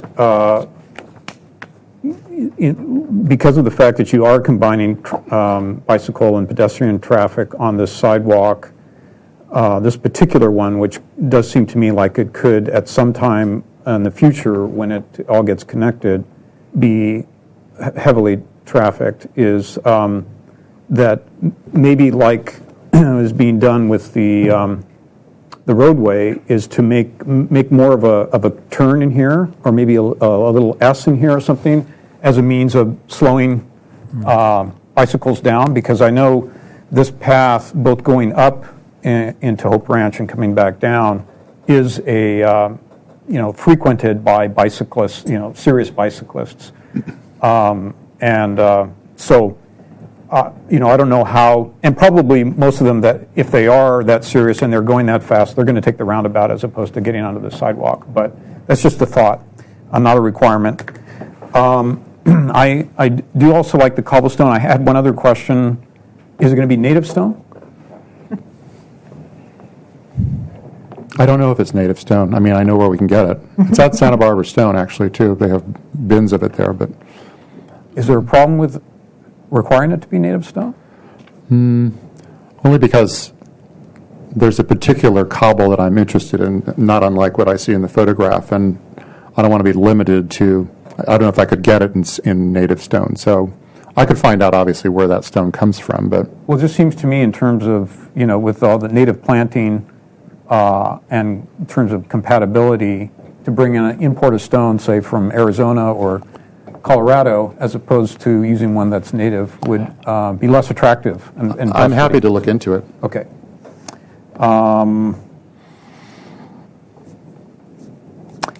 I think I can summarize comments that I heard. One is that appreciate the work and expertise that's gone into this design, especially in relation to both pedestrian, bicycle, and traffic safety. And easing this intersection, which has been a long-standing problem. That to look at areas where in particular where the medians the dividing medians are wide, to look at the possibility of adding some planting, low-maintenance planting, or incorporating some. To look into the possibility of providing conduit for future telecommunications on light poles that are being that are part of the project. Anything else? Coordinating this design with the Allen Road. Yes. Yeah. Yes. Mr. Chairman, I have one thought that I wanted to add. Okay. There was mention about putting signs. There were mention about signs. And I wasn't quite sure whether you were going to put signs in the traffic circle itself. And it would be my comment to avoid that at all, if at all possible. And do all your signing and get all your information to the motorists and bicyclists before they get there, so that they have decided which way to turn, which lane to be in, and so forth.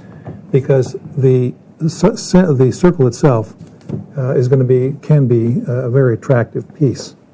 And there's no lighting in there, but if you start putting signs there, I think it'll clutter up the center. It's just a thing. Okay, so we could make that a suggestion. Is that all right if we make that a suggestion? Okay. Study. So we need someone to make a motion. I think where we're headed is giving this a final approval as submitted with the comments that we've already mentioned. Mr. Chair, you're talking about design approval? Project design approval. Project design approval, yes. Right. And, but it's not, is it not ready for final? Mr. Chair? Yes. I just wanted to point out that there were questions about completion of environmental review. And our EA has indicated that has been completed. So you are ready to take action, as well as coastal review has been completed. So we can't give it a final? It's typically a project design approval with final details to return, which include that signage question. Right. And what study issues you've... Because we don't have final working drawings. Right. At least this is still preliminary. Yeah. I think design approval would be appropriate. So project design approval, returning back to the full board for final with the comments.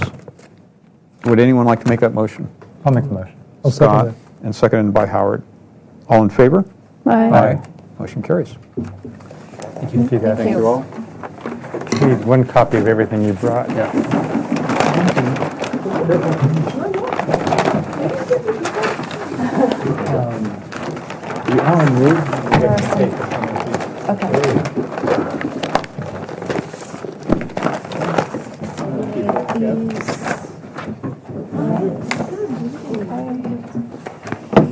Thank you, guys. Thank you. 202 Stearns Wharf.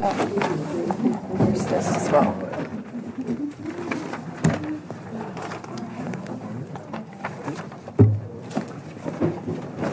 This is a revised project. Concept review of a proposal to replace an existing 35-square-foot parking attendant kiosk with an 85-square-foot pre-manufactured ADA-compliant kiosk at Stearns Wharf.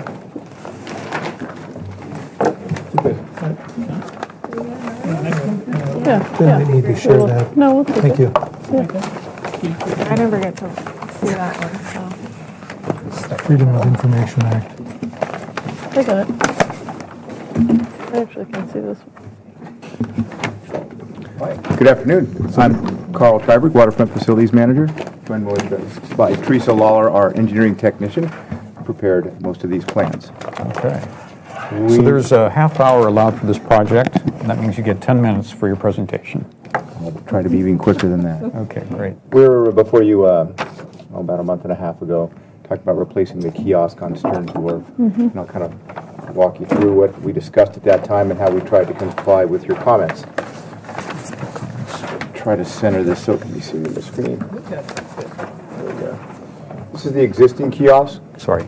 Do we have our comments from last time? They're right here. Oh. I didn't. I'll try to address them by memory, but if I forget something, please let me know. I'll check them off as you go. This is our existing kiosk, built in about the 1980s. Small, leaking. It really doesn't serve the purpose we need anymore. There's been some staff issues. And when we came before you last time, we brought a series of different kiosks we had looked at. There's a company called Big Booth down in Los Angeles that prepares these pre-manufactured booths, parking kiosks and booths. And there was the Santa Monica style that your board liked and that we liked and we presented, and you came back with a series of comments based on that specific style, this style right here. One of the big comments was, what color should this be painted? And the majority of the board suggested that we follow the color scheme of the most recently built building, which is the Ty Warner C Center.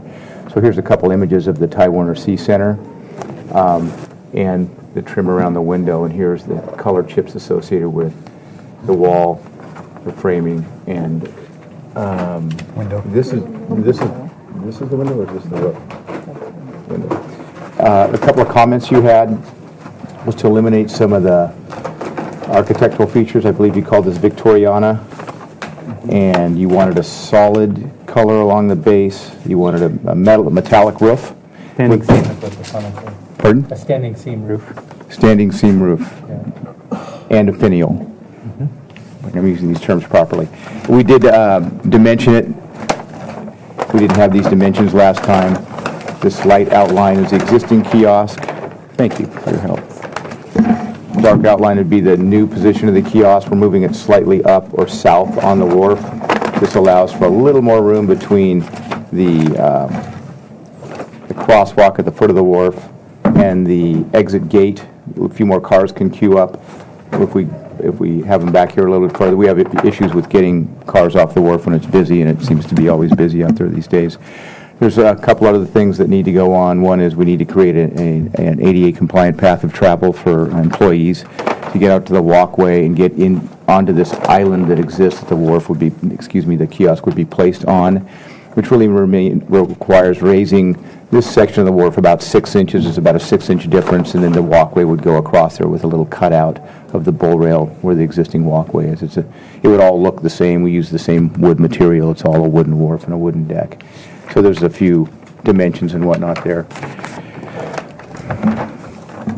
These drawings were prepared by BIG, Big Booth is the name of the company, and we attempted to have them submit these preliminary design drawings to meet your comments with the color, the sea landing color along the base, the trim around the windows, removal of the, I believe you referred to it as Victoriana, maybe the name of the type of embellishment, the roof, and they thought a finial with a weather vane would be appropriate for something at the foot of the wharf.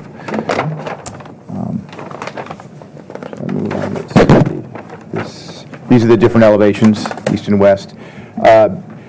There is a sliding door that the kiosk attendant kind of works out of to deal with the public coming and going out onto the wharf, for the most part exiting the wharf, but once in a while they have to deal with people coming onto the wharf, and this is where staff would get in. And then there's another window which we can open up and allow for some better ventilation. In general, it's larger. The dimensions were on the project description. I forgot the square footage increase. I can look back at it, which will allow us to have a computer station and store some delineators and barricades and things like that. We kind of have a storage issue out there right now. And let's see, this is just the basic interior, just different shelves.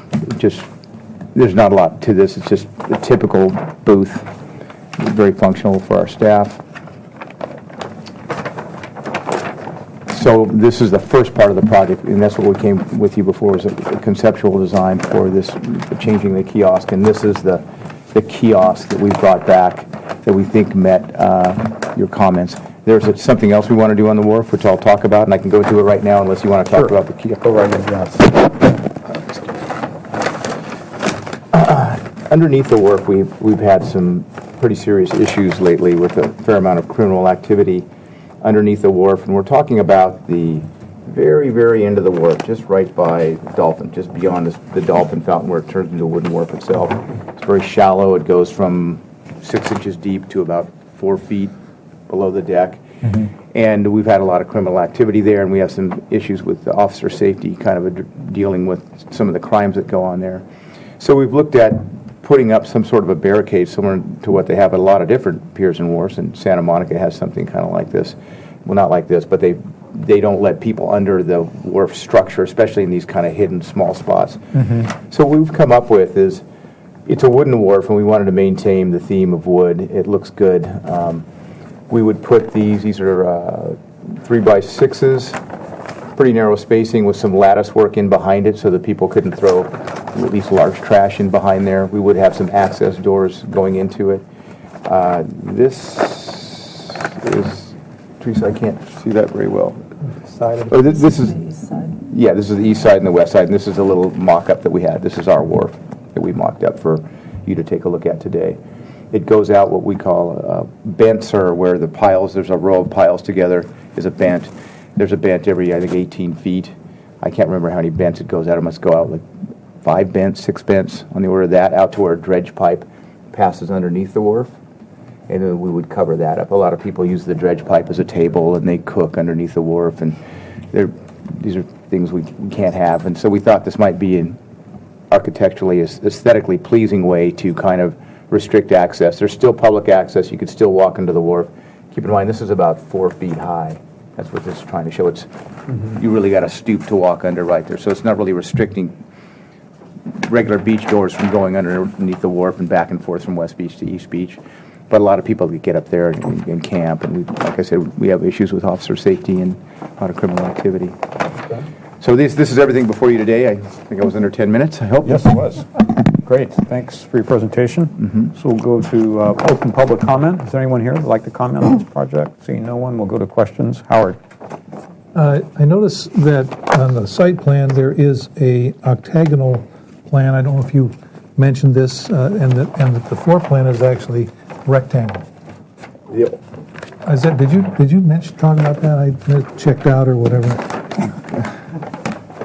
The octagonal is the existing kiosk. No. I see exactly what you're saying. Yeah, this should be drawn in as a rectangle, not without these. So, not so fast. So, is it not possible to get that the bay window effect by having the angle and then having a smaller window at the end? That would be kind of neat looking, less, box-like, and still keep the rectangular roof. These are prefabricated for the most part with some minor customization, so I don't think so. I think it was just a minor drawing mistake. Teresa, you can correct me if I'm wrong. We received these from Big Booth, from the manufacturer, including this. I see. So we're just following what they're kind of pre-manufacturer. And can you ask them? I could ask. It'd be great because they would look fabulous, and even if you did have the faceted roof with the metal roof, they would look really great along with the ornamental weather vane up there. It's just really cool. But that's the only question I have. Obviously, it became a comment. Amy. Is at the top, that cornice piece almost, is that a gutter or is that just at the top where it meets the standing seam? Is that a gutter or just a detail, just like a profile? Would it be out of metal? The roof would be out of metal. This is not a rain gutter, if that's what you're referring to. There's no rain gutter on this. Although typically right across the entrance, we do have a small, short piece of rain gutter, so when people are exchanging money, they're not having the water sheet off on them. We just put that on as an after-the-fact thing on the previous kiosk. I don't know how much we need that. A lot of people don't go to the wharf when it's pouring down rain. Oh. But that's not in this. It's not part of the design. Which is not? A rain gutter. A rain gutter. Okay. That was it from. Thank you. Courtney.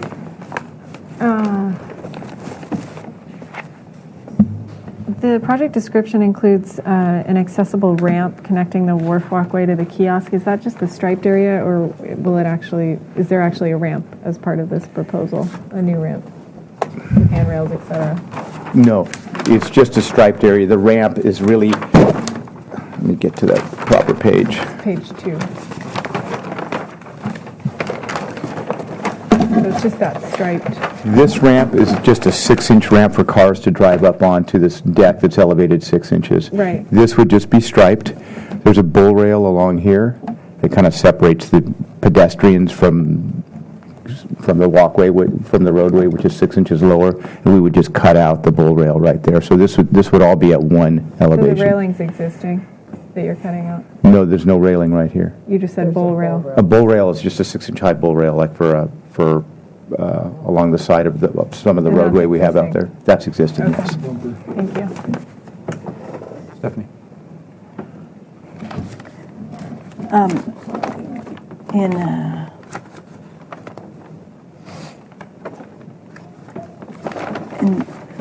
this colored rendering, the gray indicates the blue, and this tan indicates the white. Is that how?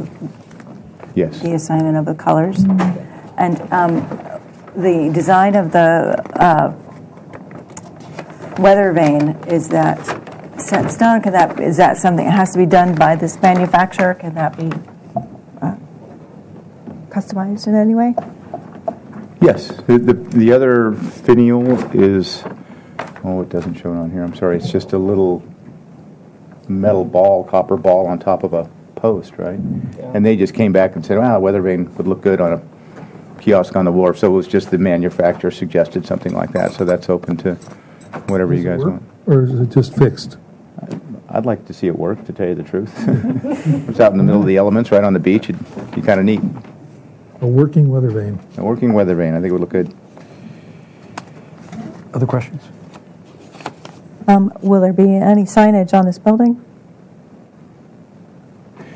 The signage is not on the building itself. It's all along the foot of, along this side and this side, related to paying and how long you can stay. There's free parking on the wharf for 90 minutes. So there's existing signage out there.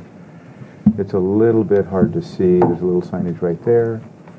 Separate from the building? Separate from the building. We don't put it on the building itself. Right. That's all my questions. Okay. Scott. The only comment that you didn't hit upon from last time was that we had asked that all windows be true divided lights, and I didn't see that noted on the drawing. So these are not, and I hope I understand this correctly, these are not true divided in that each pane of glass is separate. They don't make it that way. They have applied mullions? Pardon? They have applied mullions, yes. On the exterior side of the glass? Yes. Okay. That was my only question. Thank you. Sorry about that. Do we need to ask for that detail? When it comes back for final. This is for PDA, right? Yes. One question I had is what is the material of the siding? Is it painted wood or is it something else? It's metal. Okay.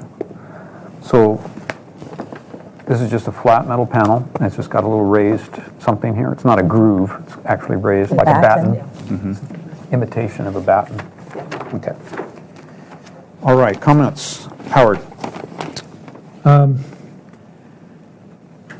Well, okay.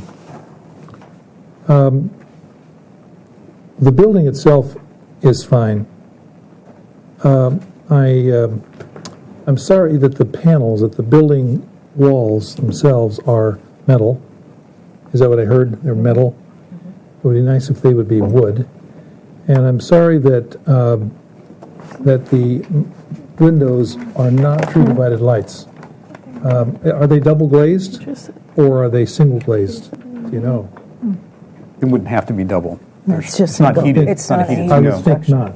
Yeah, probably single glaze then. Single glaze with applied buttons. So anyway, that I would, my architectural sense wants to have the true divided lights. And it would be nice if the shape that was shown on the site plan, which has a bay window at each end, could in fact be the case. Maybe the guys back there at the factory could make that happen and still use their modular windows. Colors look fine. I'd like the weather vane to be a working weather vane. I'd like to know what material it is. It says copper. That's good, copper. But those are my comments. Okay, thank you. Amy. One quick question, just clarification. Did you say what metal the roof was? It's the same type of metal as the sides. Painted. I believe it's just a painted. Painted metal. Okay, from dark gray based on the rendering. Taiwan or C Center, yes. Well, those are the windows. So I think that's the only color that wasn't on there, right? There wasn't a paint chip? There wasn't a paint chip. Sorry. Okay. Yeah, I think overall, I think the design's acceptable. And the one thing that I would comment on is because for the current one, you added sort of like an eyebrow almost where the window is after the fact. It may make sense to incorporate something like either have more of an overhang for the roof. That way you don't have to tack something on afterwards. That way there's some sort of shelter between the person inside and someone in their car. that might be my only suggestion to think about.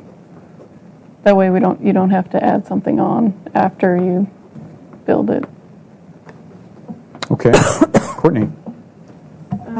I think it looks great. I like the colors, and I like the weather vane. My only comment is to the sign that you pointed out in the photo that has the parking information on it. It appears to be painted the same color as the existing booth. So if you could paint that to match the new one. That's all I have.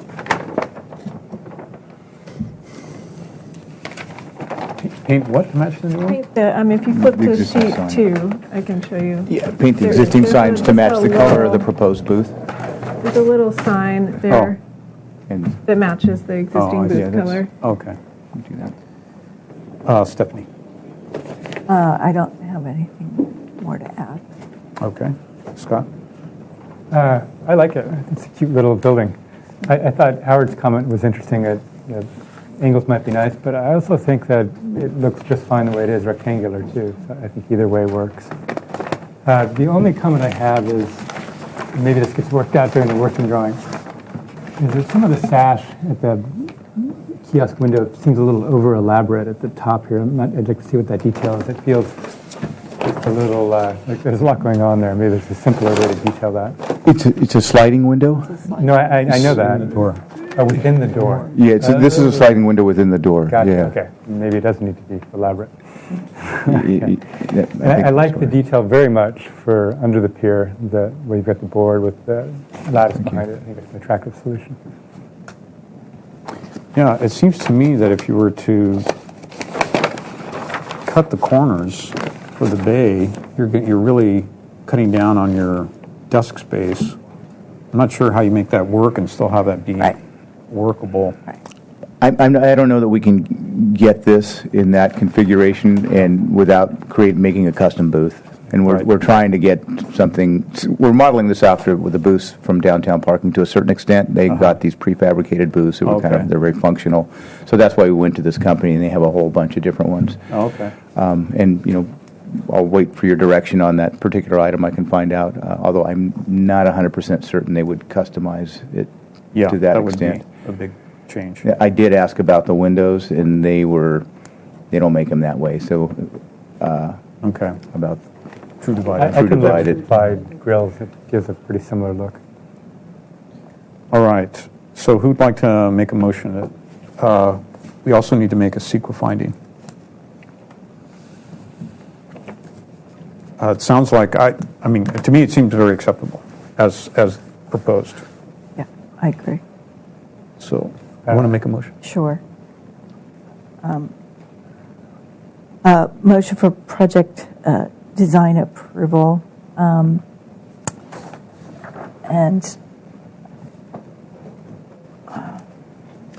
chair to read this. Return on consent. Return on for consent details. for details. The board would like you to study water, a gutter, consider a gutter, and how water sheeting off the roof will affect the door operation, and add an appropriate gutter if required, incorporate it into the design appropriately. The architectural board review finds that the project qualifies for an exemption from further environmental review under CEQA guidelines section 15-183 based on the city staff analysis and CEQA certificate of determination on file for this project. And I guess that's it. Just to verify your comment about the gutters, you're not requiring that they add one, because it looks like it's got an overhang. So, Well, I just don't want it to be an afterthought.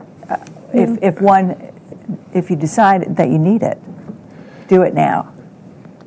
Duly noted. And what I heard was if you can extend the overhang to provide that level of protection, or something like a rain gutter, incorporate it into the design. And I think it's a simple enough thing to ask if they can create a little more of an overhang or not. And they'll get back to me and say, this is all we can do and this is how they work. But I understand think more of an overhang is going to affect cars going by. And it'll be something that, I mean, if you extend that, somebody's going to be taking it out. Yeah, I mean, it doesn't really serve the purpose of not getting rain on the people reaching in and out of the door. I think the idea is that you would eliminate rain sheeting off the roof in that section. But I can ask the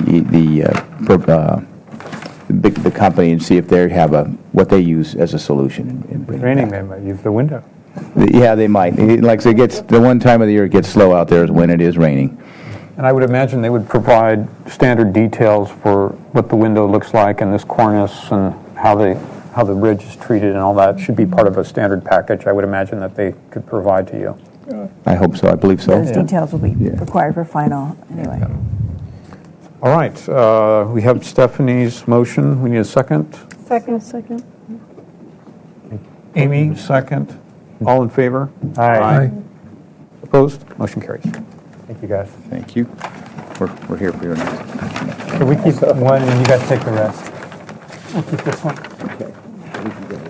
Somehow I only knocked off 5 minutes. Okay, item 3, 301 West Cabrillo Boulevard. Oh, you Waterfront for the price of one today. Different set of drawings, so. This is improvements as part of the cruise ship passenger landing access improvements project near the Santa Barbara Harbor. Work includes the installation of a new 320 square foot gangway and 310 square foot loading dock extension at Sea Landing, and a temporary 2,400 square foot sidewalk on the sand at West Beach.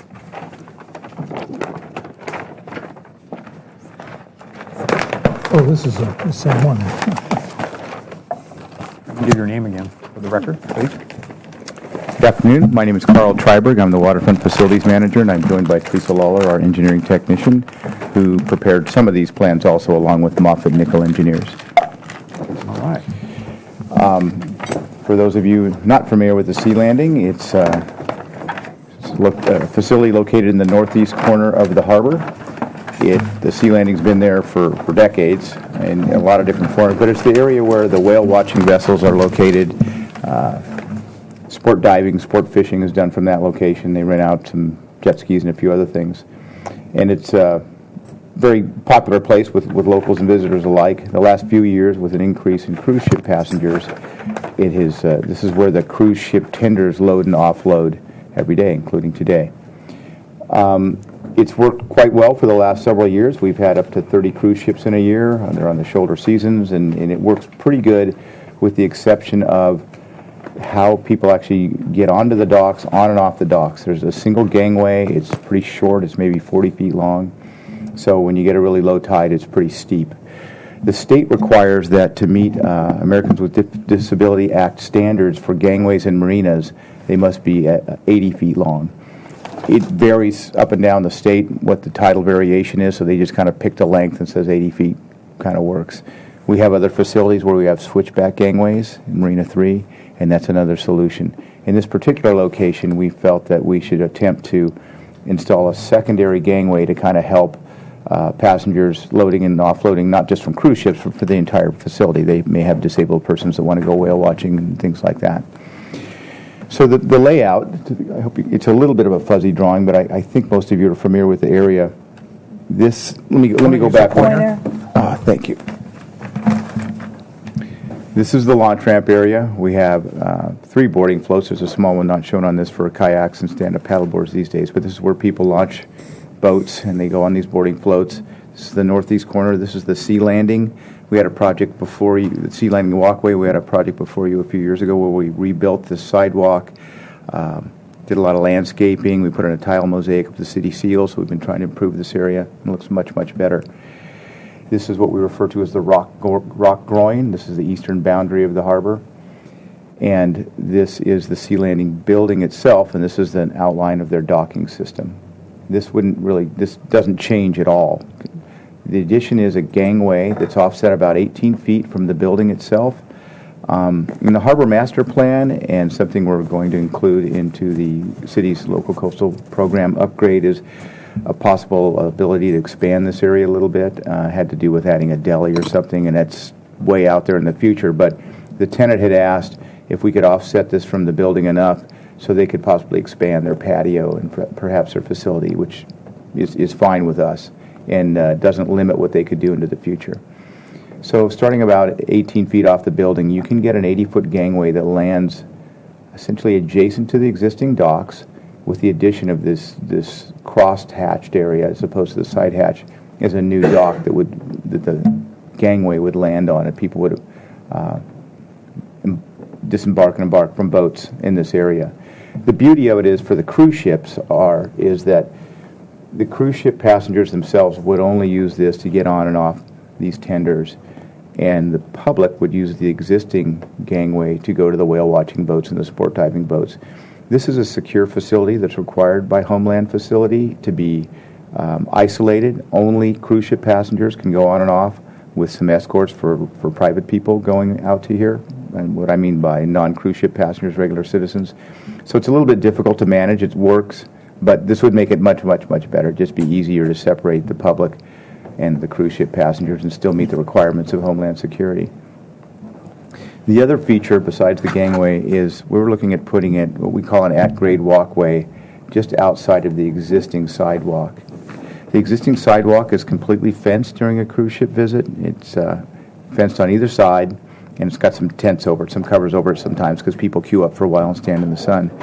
And this is something we've modeled up Santa Monica again, and I'll show you a couple pictures. The idea would be to have an at-grade wooden walkway just beyond the fenced area to go out onto the sand, out around the area that's enclosed for cruise ship passengers, so people can walk on a firm, flat surface to get back out onto the rock groin and walk out to the rock groin. A lot of people enjoy doing that. Mm-hmm. So that's the project description in a nutshell. Let me see if I can show you a couple more images. Put this in a little better perspective for you. This is standard, typical gangway. We've got them all. We've got about 5 or 6 in the harbor. This would just so happen to be 80 feet long. Lands on a little float out there. There's a little bulkhead work at the top. This would be the existing sidewalk. There's some concrete work and a hinge that just goes on and fluctuates up and down with the tide. Minimum width for required by ADA standards and the railing and everything else. Like I said, it's a pretty standard. The gangways in and of themselves are somewhat standard, but for the length. We have pictures of one already installed. Do we have a picture of the gangway, or do we just have the diagram? I'm sorry, we just have a diagram with this. Should have a picture as well.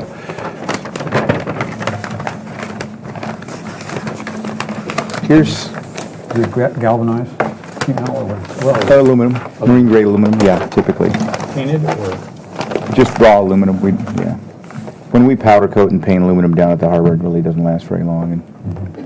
And so these are just some images showing the general vicinity. I'm looking at it upside down, so it's a little bit hard for me. Looking at the launch ramp area, this is the northeast corner of the harbor. This is the sea landing building itself with the sidewalk, and this is out towards the rock groin. This is a picture that puts it kind of in the best context. Here is a photograph looking out to sea. People lined up to get on the cruise ship. This is West Beach over here, and the sea landing building itself is right there. This is how it's kind of fenced off. There's a pole down the center for passengers getting on, passengers getting off, and one lane is also used by members of the public to go out and use the whale watching boats and whatnot. This is essentially where the pathway would go outside of where this fenced area is. We've got some tall palms there. They're 8x8 planters. Mm-hmm. And it would go outside of that. It would go all the way out around the entire facility, and then land back out onto the rock groin again. And I believe, is that what this one is showing, Teresa? I think the new gangway. Oh, this is the gangway. I'm sorry. This is where the gangway would go. These are a couple images of one of these at-grade wooden walkways being constructed in Santa Monica just a few weeks ago. This one is about 12 feet wide. I think we spec one about 10, is it 10? 8 feet wide. Very simple to make. We have used this timber all the time on the wharf. They set these. They just do a little excavation and set these at grade, and there's just some hinges to hold these the framing together, and then they just lag the deck boards themselves in. There's almost miles of these in Santa Monica. The Santa Monica beach is probably 500 feet wide, and there's a half a dozen or more of these that go all the way out to the beach. They're really, really useful down there. We kind of like the idea. We like wood. There are some other materials we considered, recycled plastic products. There's some of those in Doheny. A few others they're not as good. Recycled tires, which Santa Monica tried and abandoned that. So we're proposing to use wood today. And these are just a couple close-up shots. And here's another finished one down at Santa Monica to give you a sense for what it would look like. Does this put it in the proper perspective for you? We go out there every day. It's easier for us to put this in context. I know you're not out there quite as often.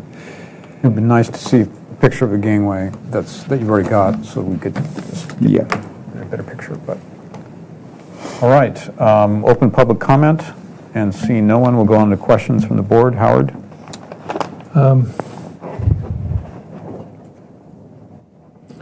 Did you say you have any handrails or guardrails that are proposed with either the relocation of the temporary or the gangway has its own? That's correct. The gangway has its own, but there's no other rails proposed for the rest of the project. Everywhere else is very flat. Okay. And then the flotation device, it raises and lowers with the adjacent dock? That's correct. So it's monolithic there. It's okay.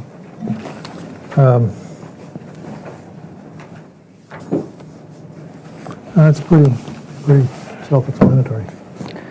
Can you flip to the plan?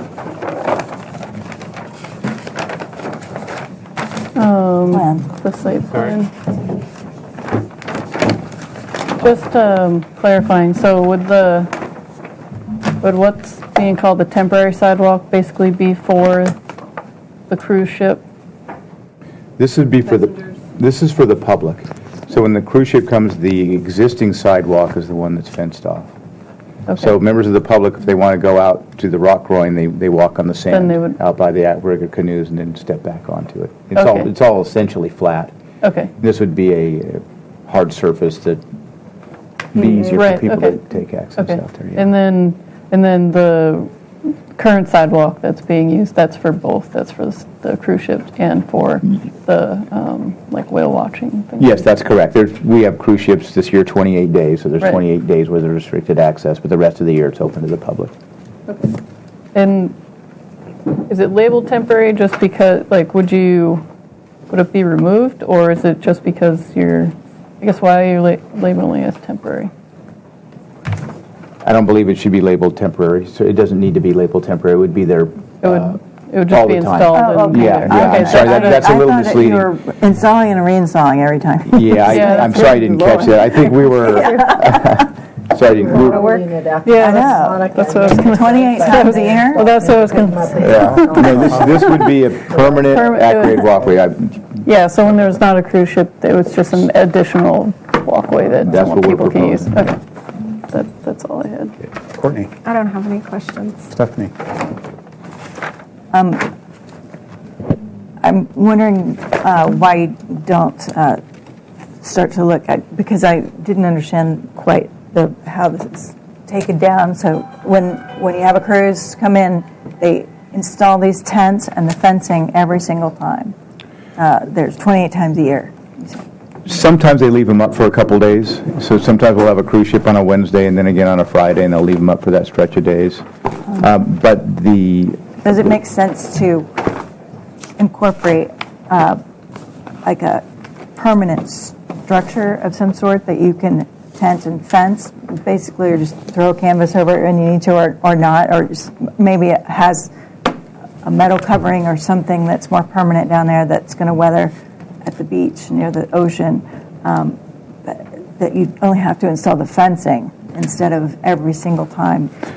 What we did when we replaced the sidewalk is we put sleeves in so that to put the fencing up to make it a lot easier. We really don't want fencing up there more permanently. We like it open to everybody all the time. Fencing is a security thing, and that could be taken up and taken down. Mm-hmm. But I'm just wondering about the whole tenting things. Like, if you want it covered, why not just cover it and incorporate that into this whole system?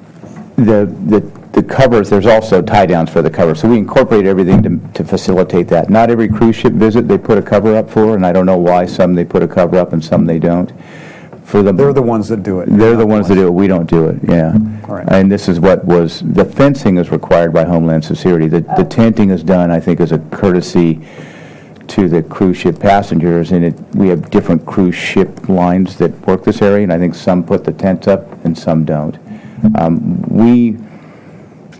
To us, this is a public walkway, and we want the public to use it. We try to minimize fences and tents and everything else to make it open like everywhere else. So we encourage them to put the fence up, do the trip or cruise ship visit, 1 or 2 or 3. Sometimes they're kind of close together, and then we take them down. Cruise ships visit in the spring and the fall only. So we will have 14 over the course of a month and a half, 2 months, and then we'll have another 14 in the spring over the course of a few months. So it kind of all happens quick, and then it's done and over with, and we encourage them to remove all that stuff as quickly as possible. Is the wood sidewalk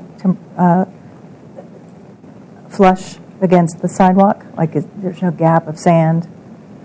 Yeah, it would be flush against the sidewalk at grade. There's a little bit of a drop down at the sand, but the sand doesn't fluctuate very much. The wind blows it a little bit, so there's some maintenance associated with these things. I'm just wondering, with the installation and reinstallation, uninstallation of the tents and fencing, will it just be covered in sand, the temporary? No, because which isn't temporary, excuse me for having that term there, but the wooden walkway, the at-grade walkway, is outside the limits of the fencing.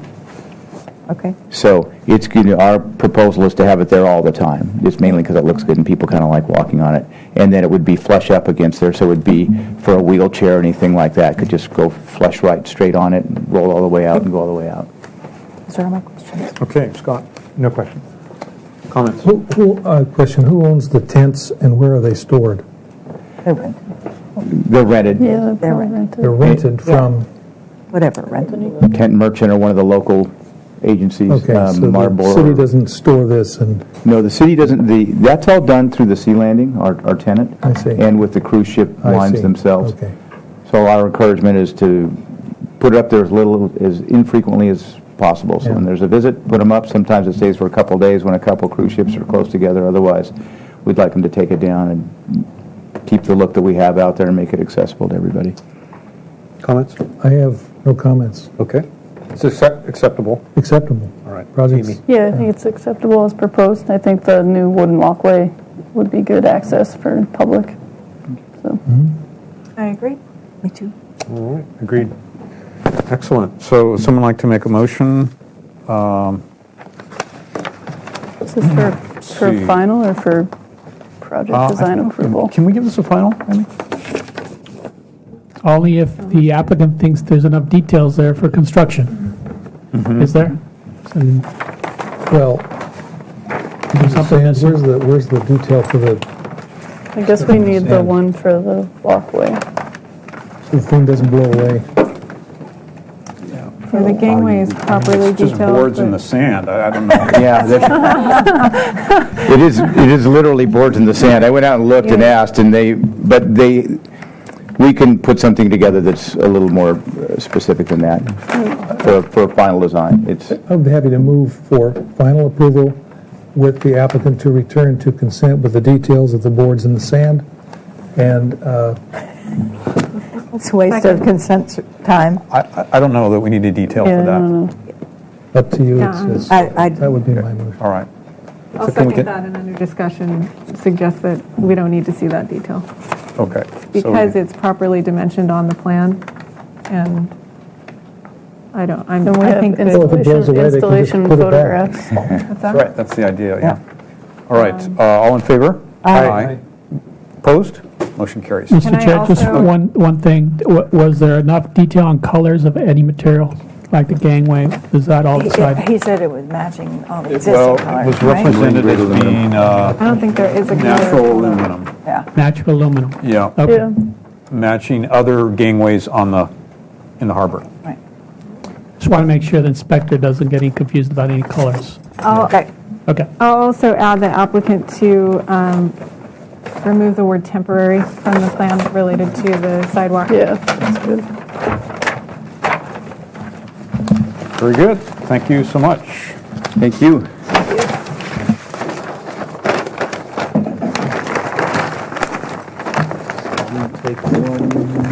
Yeah, we got one there. Yeah, you can take this one. Thank you. Thank you. Right. Thanks. This is item number 4, 111 North Milpas. Please come forward. Hi. This is a proposal to convert 480 square feet of legally recognized residential space to commercial square footage for a new 5-bedroom youth hostel. Thank you. Project requires environmental findings or CEQA guidelines and was last reviewed on July 6th, 2015. So we probably have some comments. Here. No, we have them.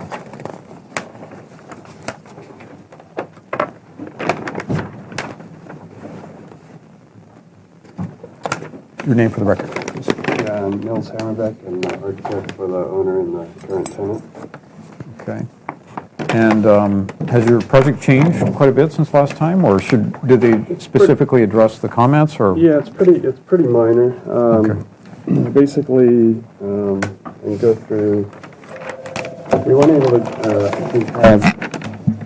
able to have design review approval or preliminary approval last time due to stormwater management program comments. Okay.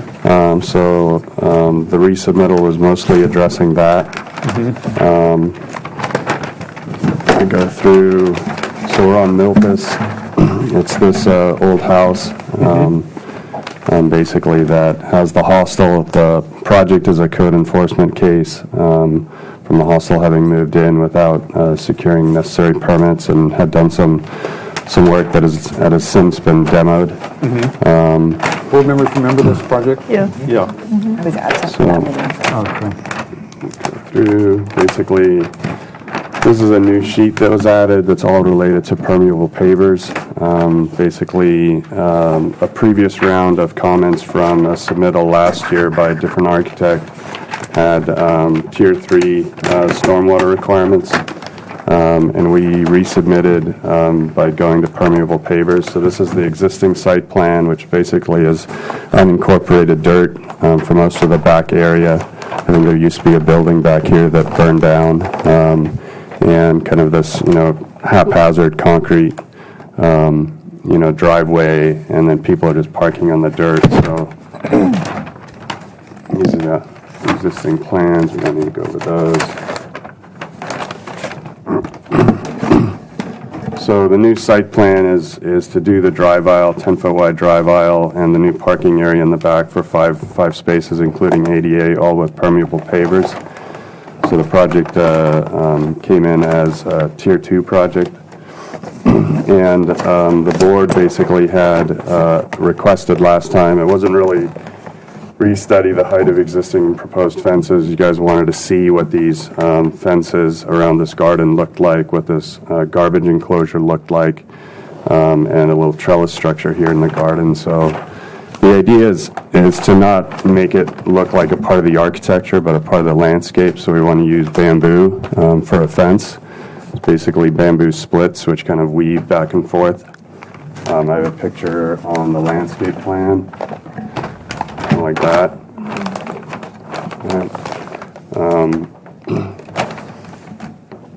So that's this outside fence. It's just a low fence for privacy, so that when people park here, the ideal is, they come in through the front door, they come maybe back around here, they come through here, but it just creates a bit more privacy for this little kind of garden zone.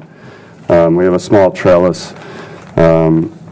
It's kind of a hexagon-shaped design with, again, bamboo splits around the outside, which sits here against the property line. It just might have a bench under it. It might have some other activities, when there's events going on.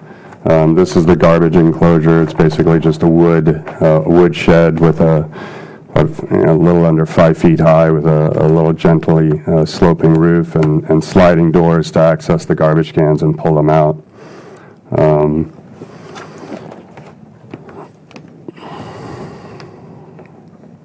same thing here, this kind of a fence that provides privacy to this deck, and that also has kind of a bamboo, kind of woven wall on the side of that. And then the only other change was we have a deck on the upper level, and there's a privacy screen on the one side due to a neighbor and I guess some units that are up there and kids throwing stuff on the deck and kind of issues that they had. So they've always had this kind of temporary wall up here. And there was a trellis above this deck, and guys weren't really into the way it looked, so we basically just got rid of the trellis completely. Where is it here? Yeah, and then it's just, we basically have the guardrail around it, and then this, temporary fence towards the neighbor we just chose to do similar to the landscape fences down below as part of the landscape design as opposed to trying to tie it into the architecture. And that's really the only things that have changed. Okay. Did we address there were some the comments. Board finds the proposed project generally acceptable. Resolve the trellis and privacy wall connection to integrate more with the roof and the architecture of the building. Resolve areas around the building and on the plans for landscaping. Restudy the height of existing proposed fences. Okay. Yeah. Well, I assume that concludes your presentation. I think Yeah. you've addressed the comments. So then we'll open public comment. Seeing no one, we'll go to questions from the board. Scott, you want to start? Just so I'm clear, this is the woven bamboo here on the deck? Is that Right. Okay.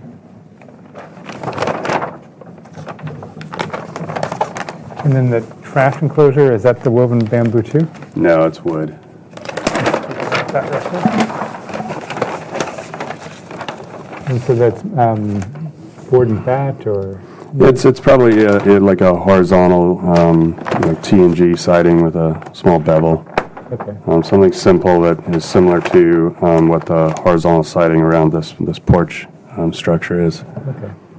So the extent of it is the garden walls, the trash enclosure, the trellis, and then the privacy wall? Exactly. Okay. Great. That's my question. Thank you. All right. Stephanie. My only question is about this, the privacy wall here. Mm-hmm. This is one side, but then this is the opposite side? This is basically showing the railing of the deck on the south side of the property. Is that wood with Yeah, this is wires? this is a horizontal cable rail system with 4x4 posts and a 2x6 top rail with kind of a 2x6 on the side and a 2x6 on top. And so And then that would wrap around? Yeah, and then that would wrap around here, and it's kind of dashed in so that it doesn't end up kind of confusing the view of the windows that are back behind there in this door. So that's what that comes across, and then that's the privacy wall on that end. And this is the bamboo? Correct. Here at 6 Yeah. feet?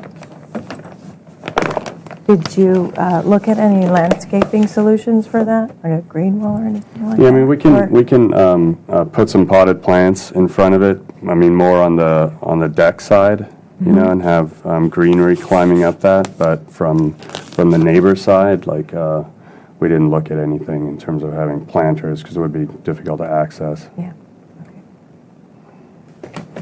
Yeah, and plan it's.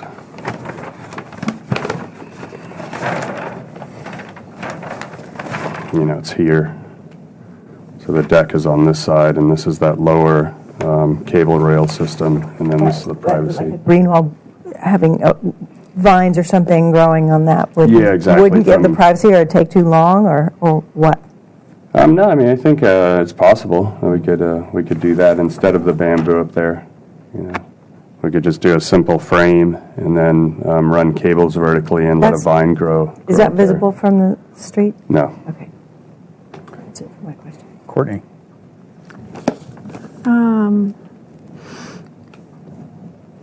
Are there any existing trees that you're removing as No. part of this proposal. Do you have site photos so I can see the landscaping in the front yard? Yeah, there's, on the second page, there's some site photos. You can see it basically on the bottom left here. I thought we'd originally submitted one copy that was color. But not one of these. So can you, it's difficult to tell what's happening there, but can you describe what? Yeah, I mean, so basically this is just a dirt lot. I mean, this is concrete. And then this is all just dirt, so there really is no landscaping. I'm looking at the front of the building. Oh, the front of the building. Yeah. I'm sorry. Facing the street. Yeah, so there's, So here. this is the neighbor.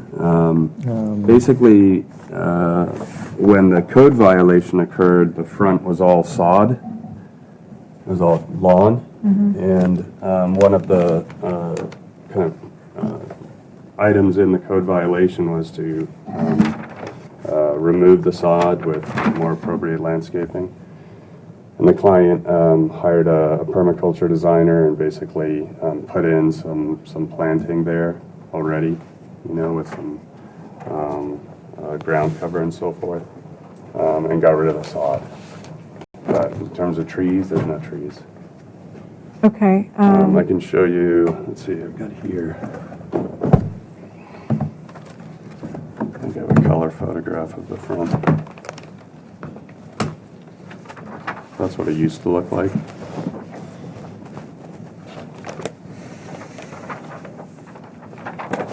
So you're not proposing, you don't have any landscaping as part of the proposal? Yeah, there's a landscape plan. Oh, there is? There's a landscape But it plan. includes existing to remain landscaping in the front yard, so I'm trying to see what exactly is happening there. I don't know if I have a photo of the existing, what's there right now.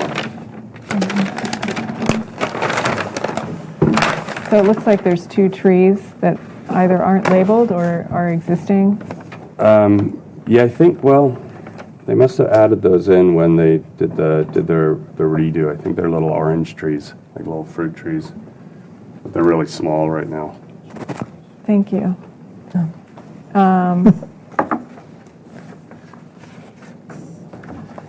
I don't see any trees in these photos, so if you could, okay, that's getting in the comments. And then the permeable paving, did you have a cut sheet for that? What you're proposing? Material? Spec? There's a, I don't think there's a cut sheet in this.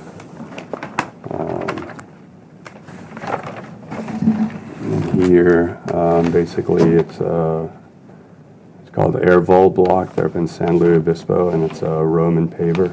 Okay. That's all I have for questions. Amy? No questions. Howard? Questions? No questions. Questions, yeah.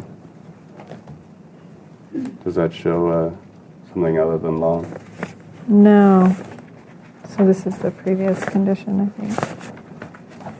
Other follow-up question. Is any of the bamboo fencing visible from Milpas? No. Okay. No questions, Howard? Did you just say that? No questions. Oh, okay. Oh, Scott. Comments? My chief comment was that the bamboo fencing on the second floor feels at odds with the architecture. I like the suggestion of some sort of screen with some, maybe a trough of hedges growing up to serve that function. I think that would be acceptable. Okay. The bamboo fencing is really cool. It's a little at odds with the architecture, but I think back in the back there, you can't see from those pictures. I think it's fine. Those would be my comments. All right. Stephanie? No comments. Nothing other than what Scott said. Okay. Courtney? I'd like to see more documentation regarding the landscaping in the front yard. And an accurate... Some photographs. Yeah, photographs, and then if you could accurately represent on the plans what your intent is there. And otherwise, I don't... You would like to see. I'm not done, but all right. Otherwise, I think it's acceptable. Okay. Amy. I actually agree with Scott's comment about the bamboo at the ground level being acceptable, but maybe on the second floor, carrying that cable, if you have cable rail Yeah, I think on the other in two terms of sides. constructability, it's probably easier to do that anyway. Yeah, and then having some vines up there, I think that it would blend nicely with the architecture. So those are my only comments. Howard? I agree with the comments made. I think that, especially the ones about the bamboo on the second floor and if you're going to use cable railing and really to make it something that vines can climb up. So both the high and the low railings are all part of that. And just make it so that it all runs all the way around and that you have some nice lines that grow up the wires. I think that'll look nice. Yeah. I think the alternative would be, to do, just to match the siding that's already on the house, or like you're doing on the trash enclosure.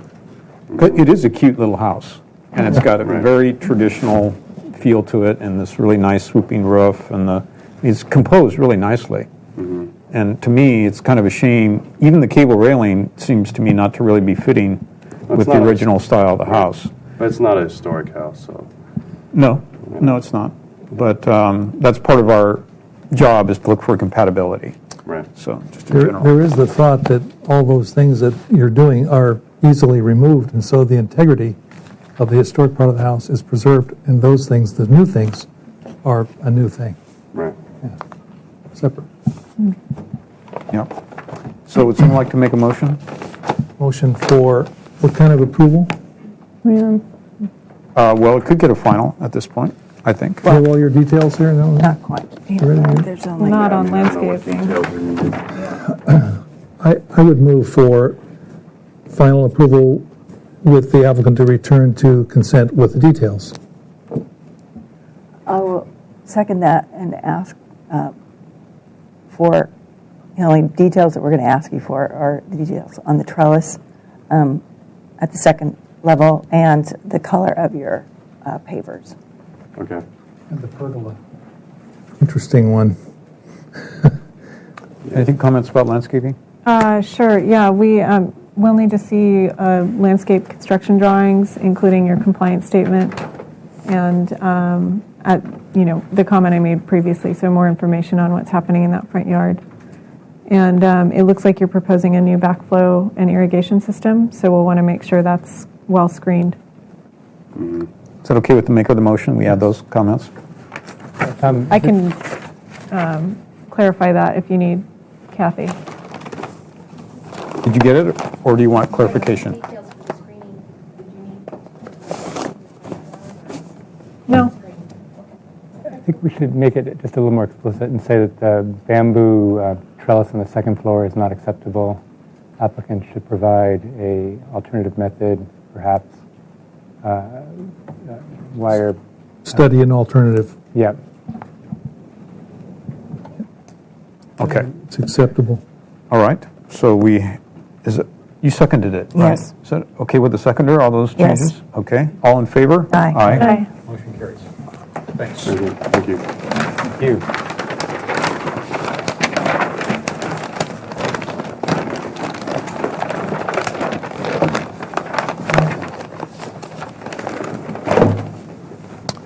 All right, final item of the evening.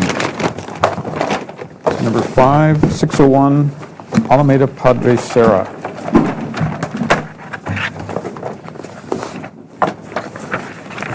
This is a proposal for a new 1,326 square foot, three-story affordable dwelling unit and a 523 square foot two-car attached garage on a 7,405 square foot lot. Third concept review, comments only. Requires environmental assessment and staff hearing officer review. We last saw it on March 2nd.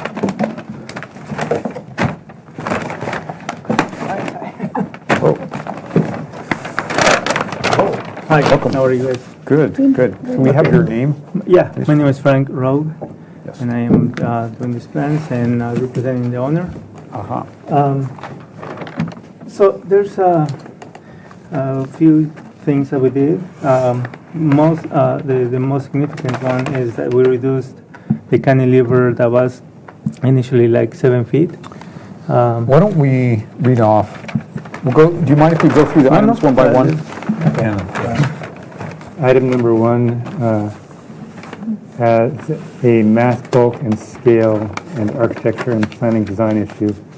The board carried forth the previous February 2nd, number 6 comments as follows.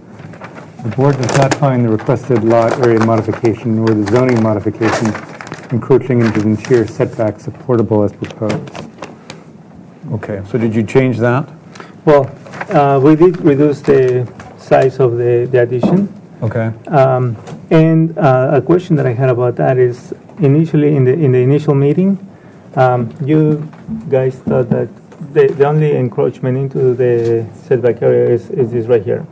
And initially you thought it was a good idea because otherwise we'll have this big corner here. So this will serve as a transition from the existing building to the building encroaches into the setback, doesn't it? Oh yes, but we also agreed that it was not visible from the street because it's going to be underground. But in your section, it poked above the ground plane, didn't it? No. Yeah. Well, I did bring the section that you requested. Oh, yeah. Yeah. So it is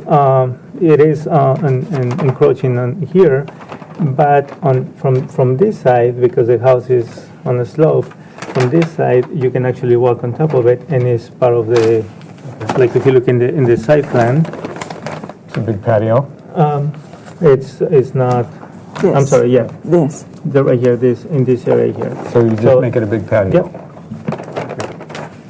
Okay, so did you alter the design of any portion of the design that's in that setback area? On this side, no. Okay. I'm just bringing the clarification that it's underground. Okay. Number 2, proposed drawings are not accurate and need to accurately represent and coordinate with other drawings in the set. There was just some issues with elevations. Some things were not there. Can we take a look at your elevations, please?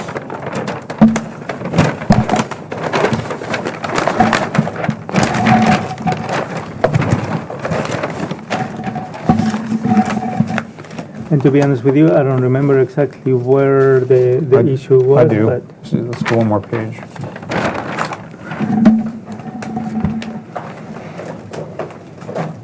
Yeah, this is. I don't think you had this represented before. Right. And then there was. There was some issue with the front, but we all said that there's no changes proposed to the existing building. Nevertheless, it is accurate now to what we have.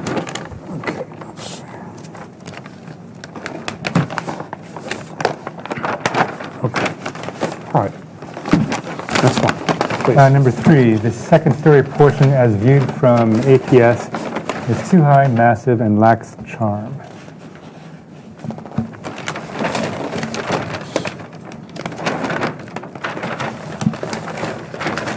Okay. As we explained before, once you put the fence in front of it, like on the APS side, it's only 2 stories. Mm-hmm. With the fence, with the existing fence, you only see this portion of the building.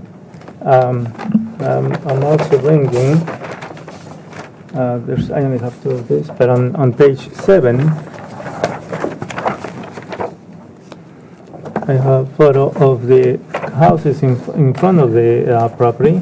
There's a lot of full three-story buildings. I showed you that there's another one right across from on the Cora side. Mm-hmm. There's a lot of 3 levels or 3 full-story buildings. So the argument that, if this is the only portion that we're seeing from APS, the argument that it's too high or it's bulky, we're well within the allowable height of the building. And there's plenty of buildings that are 3 levels or 3 stories. So from that elevation, it looks like there must be a retaining wall there that's No. 5-6 feet high. No. Well, yeah. Here? Yeah. So this is the existing fence.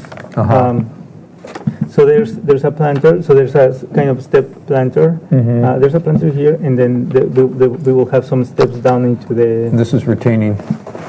This is a retaining planter. Yeah. And what's the difference between this and this? I can't read it. It's too small. And you can actually see that on one of the elevations. Or that section.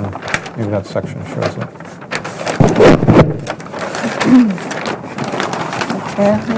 Yep. That gives you a good idea. And this varies because this is the roadway level? Yeah, this is where APS is. Yeah. I have so that's confusing to me because then on the previous page. Well, it varies. It varies because if we go to the site plan, here it's almost leveled with the street. As we go this way, it becomes deeper and deeper all the way here. It's very deep. So 167. That's an existing wall outside of the property line. Yes, and we did check with engineering. They said that there was no problem with the wall. Oh, this is the street here. APS is rising as you go up. Yeah. Yeah. 170. So this is about 2.5 feet lower than that. It just looks like the way it's represented that there's, Well, here I'm not counting with 4 or 5 feet from the road surface to the grade. It is. Here I have some photos of that area. I guess Arctic scale.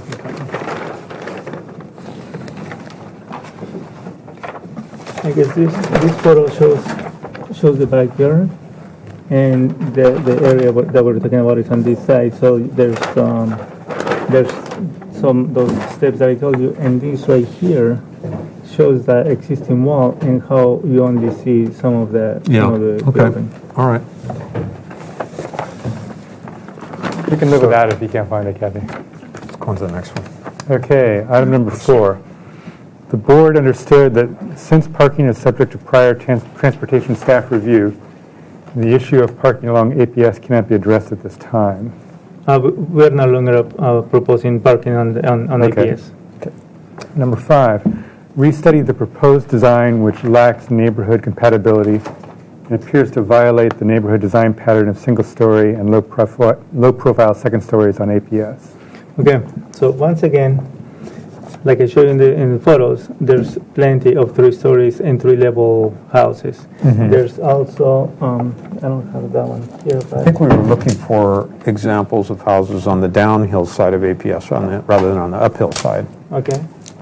And you did show us one last time, but it was further set back from APS. Yeah, but I also showed you that, and you agreed with me that when you have a 3-story building across APS, and you have this here, this is a lot more prominent than anything that we put here, including the fence that is here. Like I said, you only see this section. Right. So there are 3-story buildings on this side, but the ones that are, I think, more prominent than the ones that are on this side. Okay, number 6. Provide an arborist report to address the possible tree removal due to the garage excavation. Provide a landscape plan to address major screening along APS, showing all affected or altered new and existing planting areas and details. Okay, I do not have the arborist report, but we did look at the tree. I did. It was initially it wasn't showing properly. Like the base of the tree starts right here, but the tree goes kind of sideways, and the canopy is all the way here. I spoke to a arborist, and he did tell me that he doesn't think that the building here will affect the tree enough to take it down, and because it's leaning all the way outside the perimeter of the building, we thought that it will be okay. Do you have an arborist report? I did not. I don't have the report yet. Okay. But like I said, we are representing this more accurately. Okay. In the way it leans, and I think there's photos. There's only this photograph. I can't see. Oh, there's one. That tree. Oh, that's not. It's. Who was the arborist? Don't have his name. It was somebody in the office that contacted him. They just told me the information. So if you need the report, the actual report, I'll bring it or email it to you guys or whatever. That was the comment. So. Mm-hmm. Okay. Number 7, restudy building proportions, including the excessive cantilever at the garage. Okay. Like I mentioned, the cantilever we reduced it by almost 4 feet. So now we only have this much cantilever. Mm-hmm. You can also see that on the section that we're providing, and consider that there's an extended wall here too. So it's not really cantilever because we do have support here, and we're going to have support here. Mm-hmm. So it's not really a cantilever anymore, but it's overhang, 4-foot overhang. So it's a little bit of an overhang. No, this is a building across. Okay. Yeah. So this is what we're talking about. So we did reduce it more than 50%. Okay. Number 8, the roof deck element as designed is not compatible with the neighborhood. Okay. So for that we do have 2 comments. One, this is a house that is almost across the street that has a deck on top of a garage. Does it look nice? No. But there's a lot of things that do not look nice. This neighborhood is very eclectic, as somebody called it. There's flat roofs, all kinds of different roofs, all kinds of different materials. But again, this is a house that is almost across the street, and it has a deck on top of a garage. What we're proposing is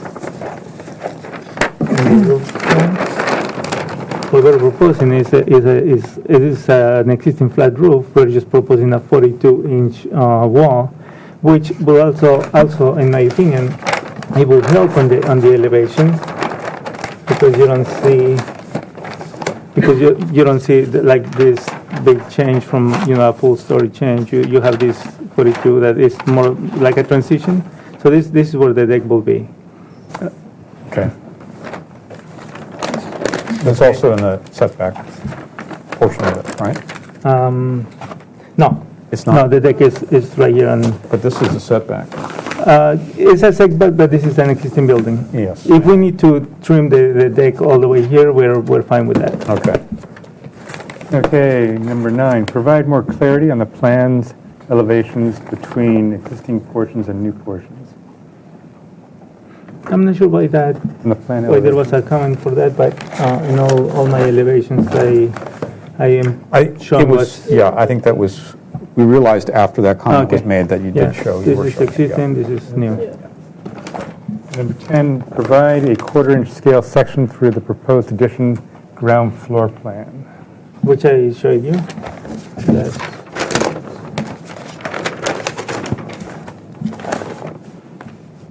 That's the. You wanted to see it because of the because of the cantilever.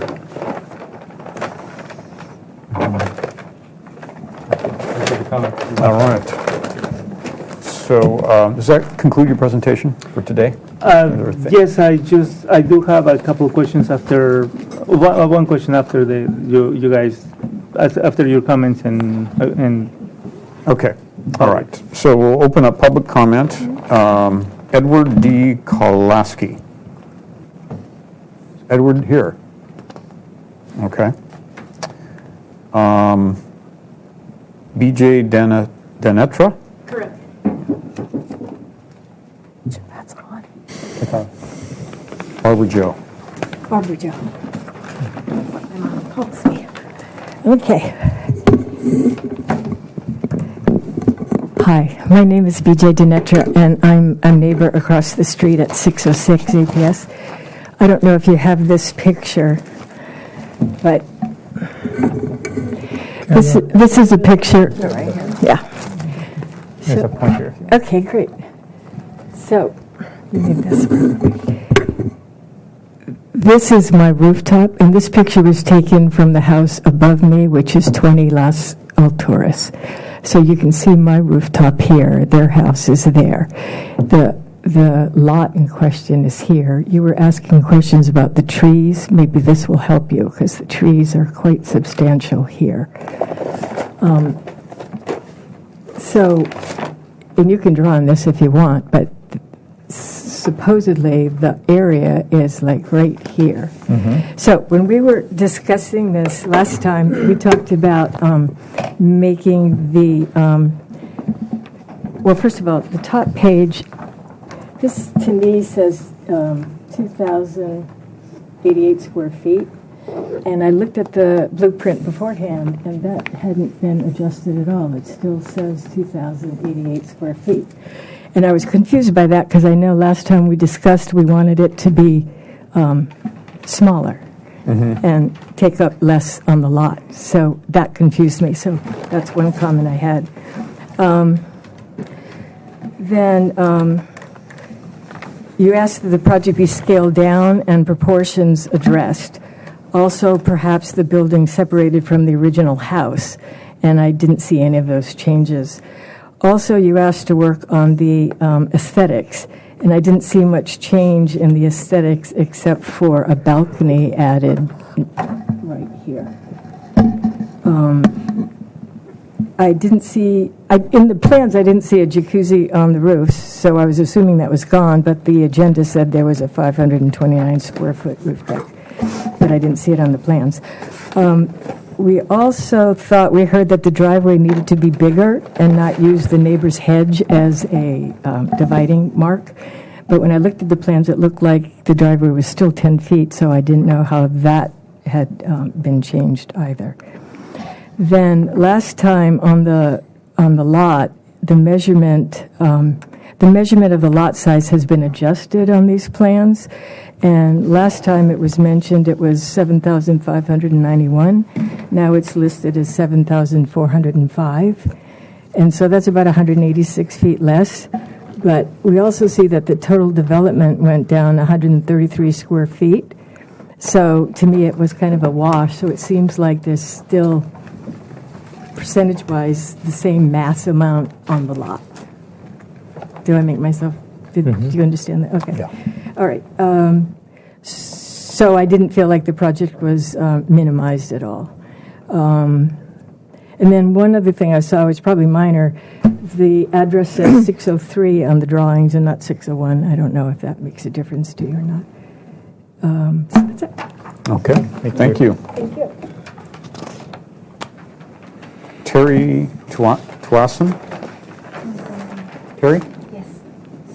Are you the owner? Yes, I am. Okay.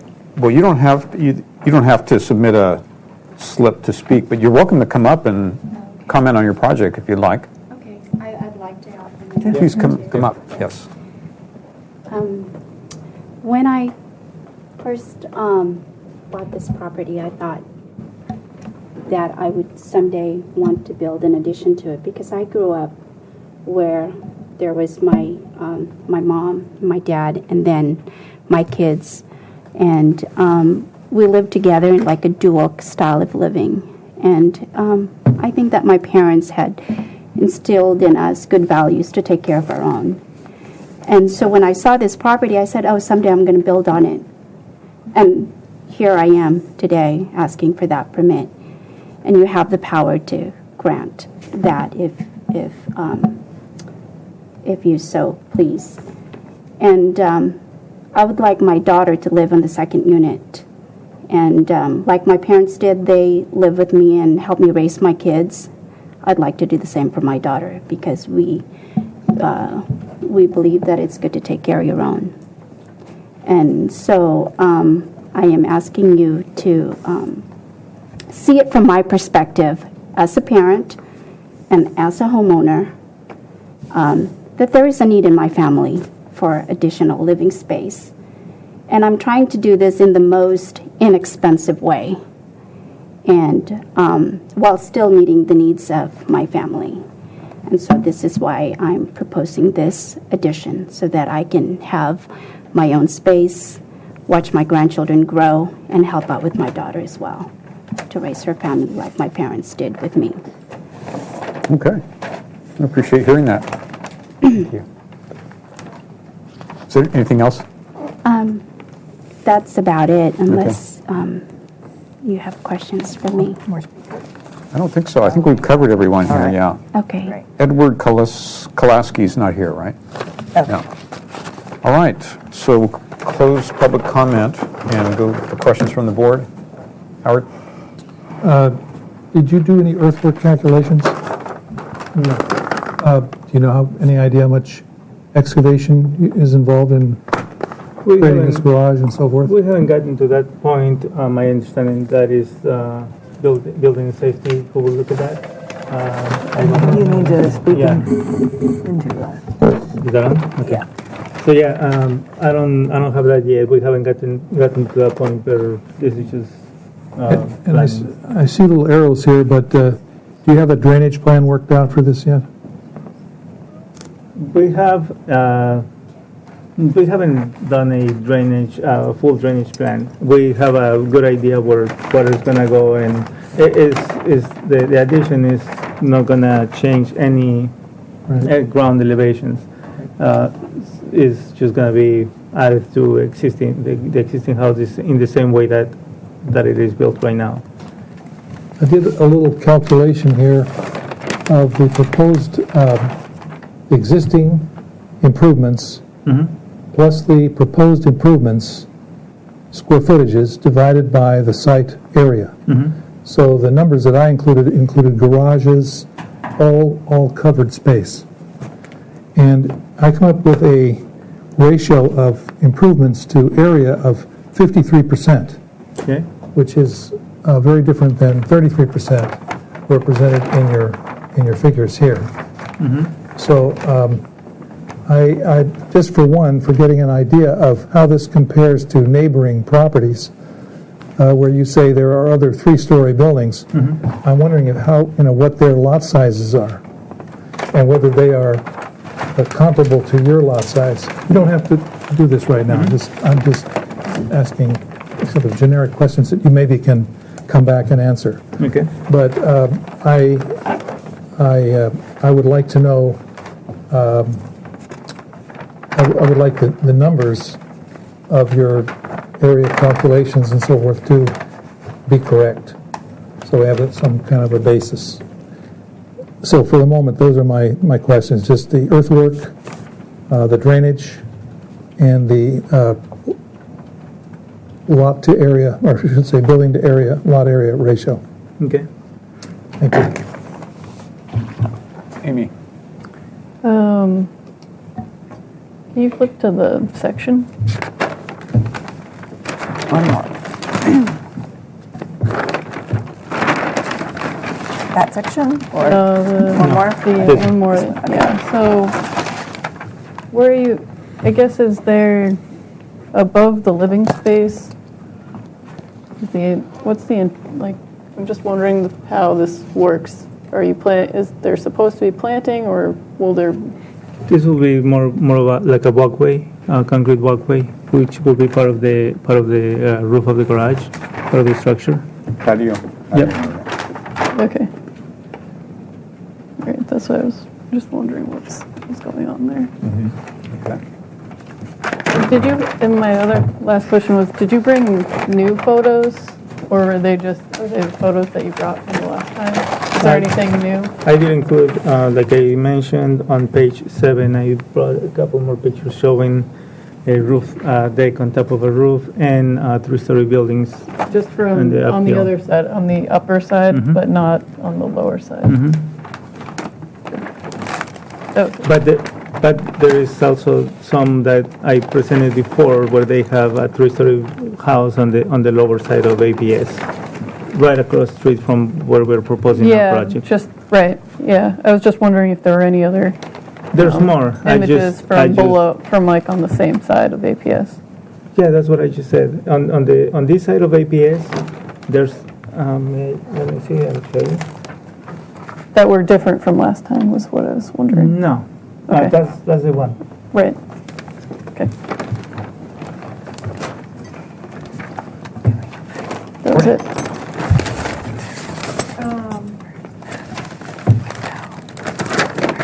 So you've not provided any ideas about landscaping and how that might be addressed on these plans? That was a comment as well. Considering the height of the building and the views from APS, that's why the comment was made. So you're not even brought anything in addition today to address that comment? There's, in my view, there's plenty of trees already in the site. There's a planter that goes all the way across on the APS side. There's a planter that goes all the way across. Sure. The owners, they actually, and you can see in the photos, they have a lot of plants already. So no, we're not proposing anything new because the site is full of landscape. Okay.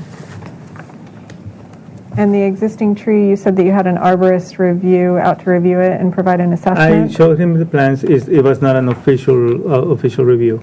I showed him the plans. Like I mentioned, the tree grows towards the side away from here. Mm-hmm. So in his opinion, it will be okay to put the building here, and it will not affect the building, the tree, to the point that it will die or we have to remove it. So he made that assessment over the phone? No, I sent him some PDFs of the plans. He told me, in his opinion, But he didn't doesn't go out think- to the site and actually No, look at the tree? He didn't yet. Okay. Because I'm still seeing, less than 5 foot separation from that lower level building to the trunk. So that's a concern. But I'll leave that for comments. Okay. So no changes were made to the height of the building or the mass of the building, is that correct? There are changes to the mass of the building because we reduce the cantilever. The cantilever reduces the size of the floor plan. On the first page, I do have a breakdown of how much, and I apologize for not updating this here, but I have a breakdown here. We have a total of 1,849, but the footprint itself, it's only gonna be, let me see. So previously the cantilever was, what was the dimension on that? 7 feet. More So or you less. reduced it by 3 feet? 3.5. It's right here now. It's 4 foot 1. No, I think that's incorrect. Okay. Yeah. You can see it better in this section.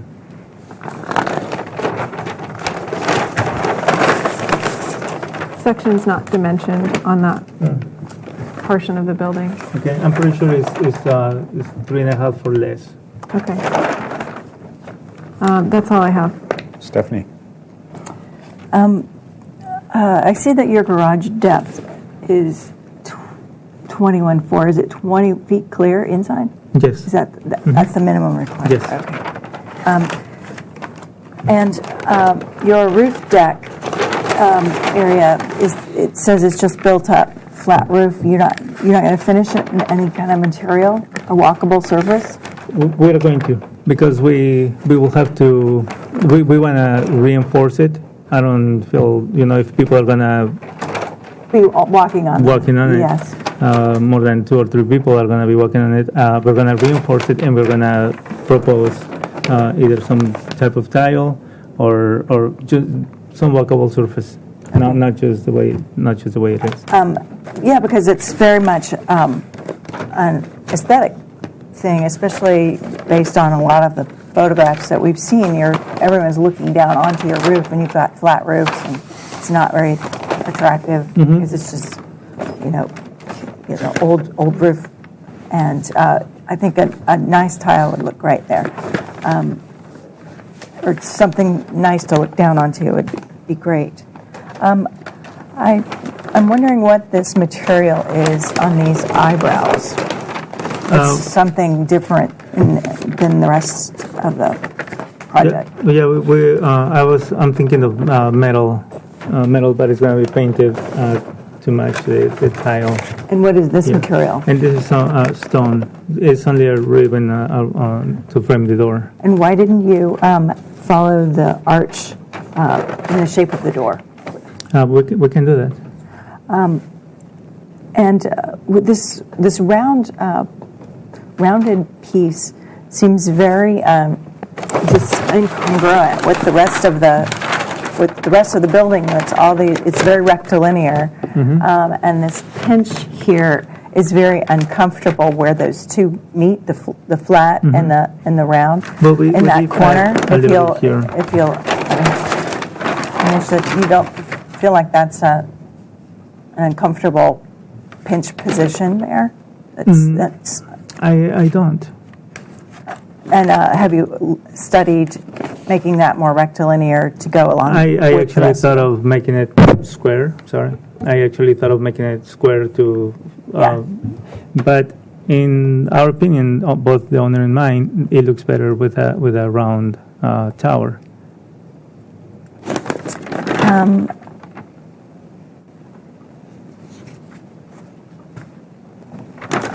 I think that's all my questions. That's it. Okay, Scott? I have a question about discrepancy between the plans and the elevation. This is the main living area. There's a window in the bathroom, window above the living room, and then a deck here. If you look at the elevations, we've got a pair of windows and a balcony.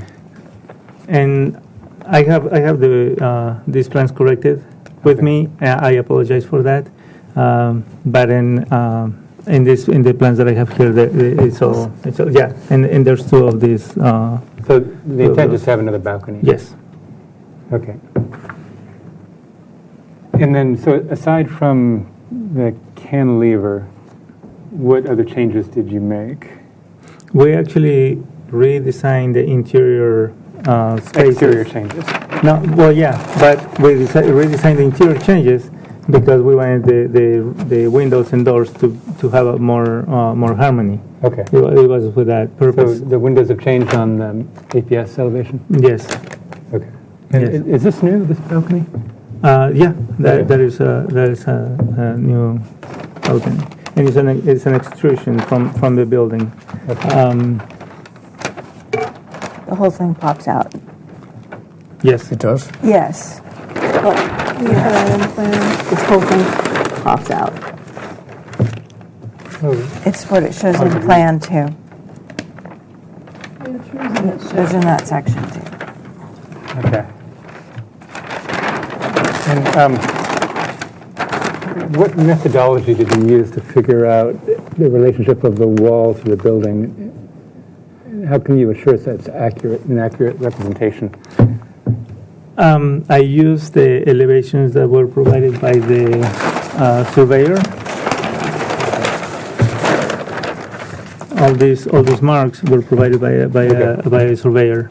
So we, based on that and based on the height of the wall and the grade from APS, that's how we. Okay. Again, you have to consider that or keep in mind that it's the side is not sloped. So it's gonna look different from every angle. Those are my questions. But yeah, we did have a surveyor do that.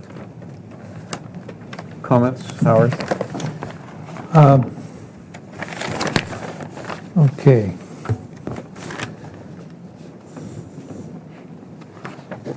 Well, I do see that the applicant has made changes and reduced cantilevers and adjusted the size of the room sizes in the addition somewhat, and I appreciate that.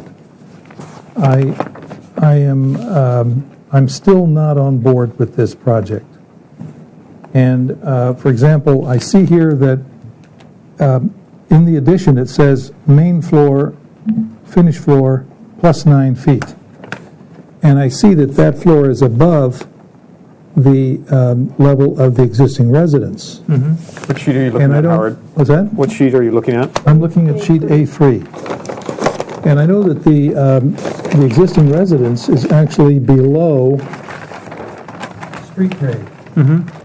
So I see that street grade is here, but I don't see where, I guess this is the outline of, is this the outline of the? Come over here and do it, Howard, please. Okay. Hold on a second.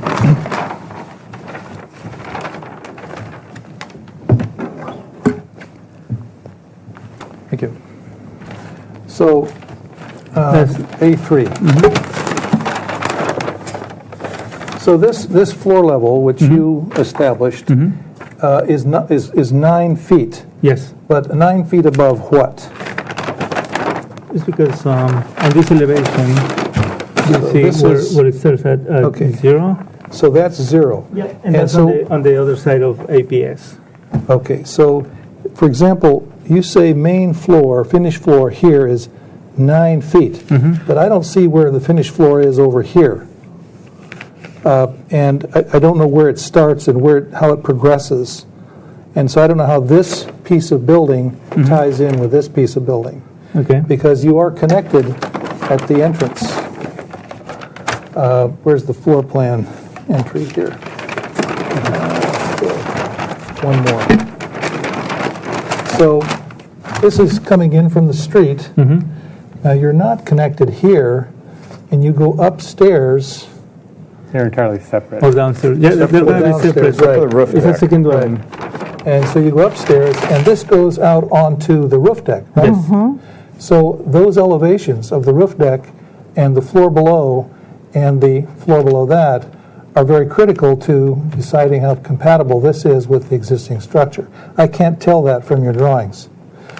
Second thing is, if you put a roof deck on this building, you will either be tearing off the roof that's there and making a structure that supports a deck load, which is going to triple your loads.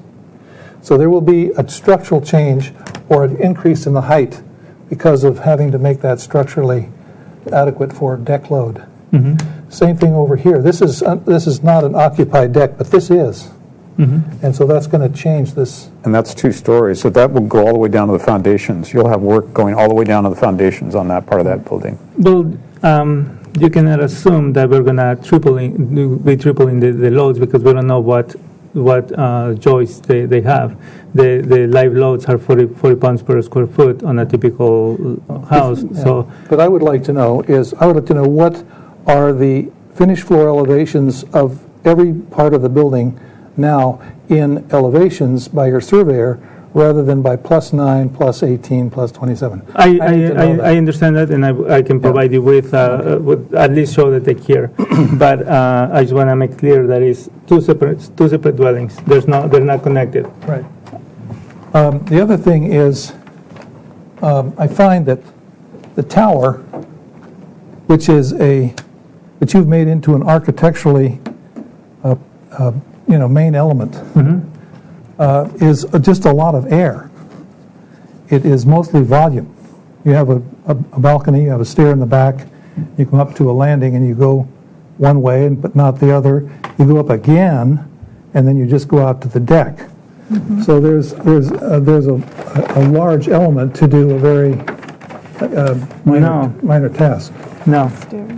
Wait, from the stairs, you go. Yeah, this right here. This little space is open, but from here you go to the top floor, or you go to the deck. Right. So what's open? And wait a minute, I close it because we want to be able to fill not the ceiling right away. It's only 8 feet. So only this right here, this part is open. Right. Other questions, Howard? No, that's fine. Comments. Oh, we're in comments? Other comments, Howard? Sorry. Well, yeah, we're in I would comments, say so we that need to comment. I have a problem with the entry. Okay. And so in those 2 elevations, earthwork, the entry, I have some problems with. All right. Amy. So I guess overall, there were some changes, but I guess in even looking at our comments from the last time and trying to assess like the mass, bulk, and scale, it would really be beneficial to see some photos from the same side of the street, because I know you've shown us photos from the opposite side on the upper portion of APS, but sort of giving us an idea of the area on the same side of the street that are 2 and 3 stories, and what we've requested for other projects that could be helpful is a site plan that actually shows where those buildings are, just that are on, in relation to the project. I do have because that here. I just didn't. Well, last time I know he did show us one across the street. Yes. That was 3-story. It's across the street on Kodak. Yeah. But then It was related to houses on the west side. yeah, he showed us the one, but I think we had asked for additional photos because we did get the one. So but Okay, I guess okay. just new. All right. Just because it would help in Yep. in assessing. Yes. And because I'm not against having a second unit on the site. It's just more of a matter of like looking at the neighborhood on that side of the street and how it relates. Okay. And just looking at the section on A4, just providing some more clarification as far as like where the paving is in relation to the top of the garage and sort of how that works. I think that just needs to be worked out. Okay. But the main thing was just some more information, just so that we can really look at what is around there, and it would help.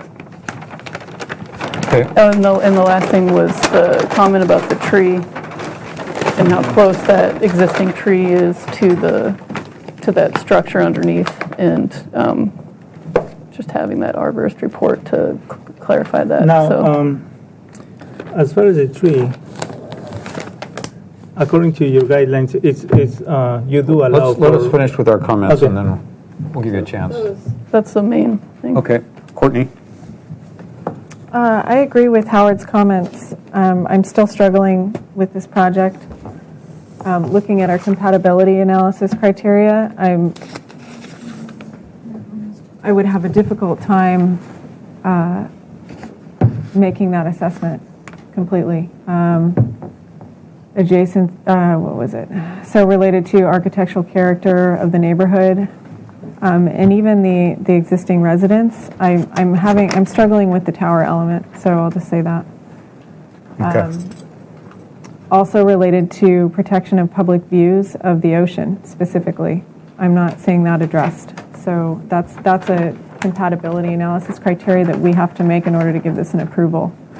Okay. And I'll echo Amy's comments related to addressing our comments from the previous meeting. I'm not seeing a lot of progress there. You've made one change.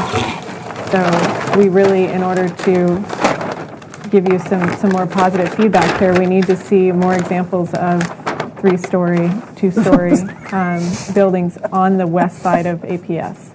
So bringing the same photos back again is not going to do it. We need additional photos or documentation in order to make that argument.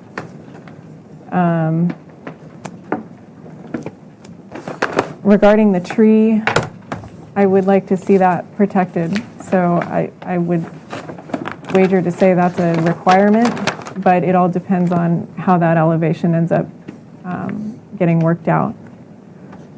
For now, I'm concerned with its proximity to the lower level and still need to see an arborist report or some sort of memo, something written from an arborist that addresses a site visit and assessment of the tree itself. It's important to that whole elevation, especially with the massing that you're proposing, that tree remain. So I think that's it. Okay. Thank you. Stephanie? I don't have a huge problem with this project. I understand that you need you want a place for your family to live, and like I've said before, I think that you're going about it in the most expensive way possible. You have your most expensive solution possible, and a part of me says, just go for it, because it'll probably never get built because it's so expensive. And I think the board said previously, look at something on grade in the back of the property that's separate would be definitely a less expensive alternative. but you did not bring any solutions like that forward. So therefore, I'm going to just talk about the aesthetics of it, which for me are not quite there. The mass Vulcan scale, I think, is getting closer. With the elevation along APS, it has somewhat of a stair-step approach that I find acceptable. However, the incongruent round portion of the building, I really believe should be more rectilinear in nature, and to make it more congruent with the rest of the building. The eyebrow metal roof structures above the sliding doors don't seem to be in keeping with the architectural style. And it seems like this one in the master bedroom, adjacent to the rounded entry portion, is fighting with the tower element and perhaps should be moved away from it.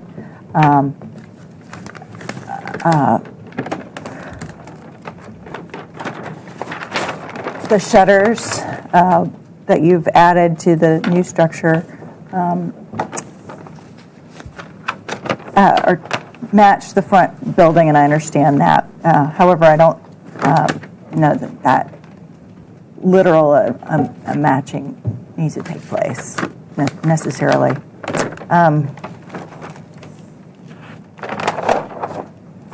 I think that there should be some sort of material on the roof deck, and that's going to add weight and cost to the project. But aesthetically, that roof deck is going to affect the views. I think it'll look great, and I think it's a nice addition. I don't have a problem with it where it's located. None of that. I just hope it doesn't kill your budget. In addition to all the excavation and costs of the concrete in this project. When I looked at project on Google today, and this was a comment that we made previously.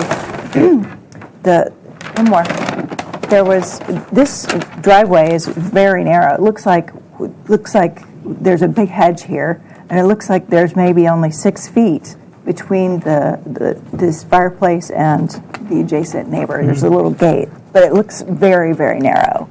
And so I'm very concerned if you're going to have to just mow down the neighbor's hedge in order to make this work, and have you worked that out? Have you looked at that realistically? Yes. Okay, so it's going to go away, the hedge? We're going to trim it to the property line, and we're removing the fireplace that is there. This is part of the scope. And